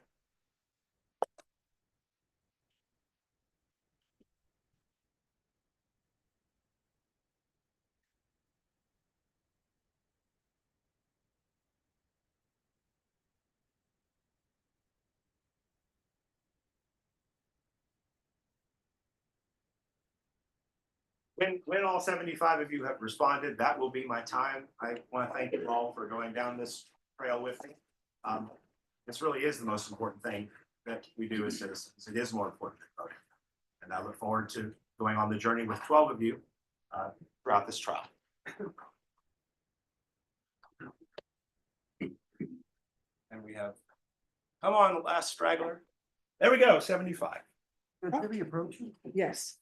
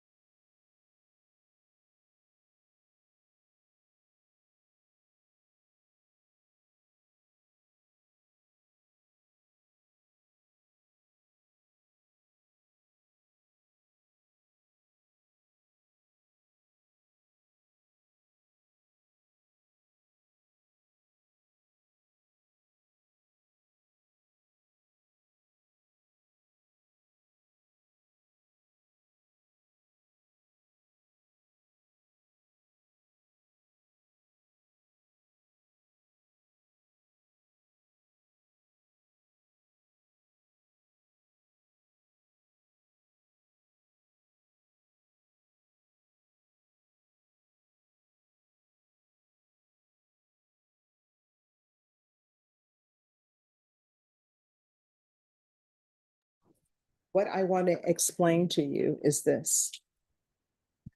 That if someone is found guilty of capital murder, then jurors have no choice in punishment. You're not to consider punishment because when you've found somebody guilty of capital murder, you don't decide punishment. Does everyone understand? And what may happen when someone is found guilty of capital murder and they are sentenced to prison, that is not any of your concern because your only duty is to make a decision on whether someone is guilty or not guilty of capital murder. Does everyone understand? So when people speak to you and they say capital murder, oh, it's life in prison, or oh, it's this, you're not to consider that. Because if you are selected to be on a jury, part of your duties is in phase one is to listen to evidence. And in phase one, you will make a decision if you can come to a decision on whether someone's guilty or not guilty. Does everyone understand? So in phase one, you are not to concern yourself or consider or think about punishment at all, because the only thing you are supposed to determine if you can come to a decision is whether somebody's guilty or not guilty. Does everyone understand? So usually, perhaps a person's age, whether they're 99 years old, whether they're 16, 17, 18, 19, 20, whatever their age is, maybe that's going to be a part of facts for you to consider, maybe not. But your only job, if you are on a jury in the first phase of any criminal trial, is to make the decision on whether someone is guilty or not guilty. If you can come to that decision, there's to be no thoughts of, oh, if I find somebody guilty of this, what will the punishment be? Does everyone understand? Is there anyone, if you were on this jury, is there anyone who is unable to do that? Raise your card if you're not able to do that. All right, thank you. So I'm going to have you all step outside. You're not excused to leave the courthouse. Just step outside and we'll call you back in.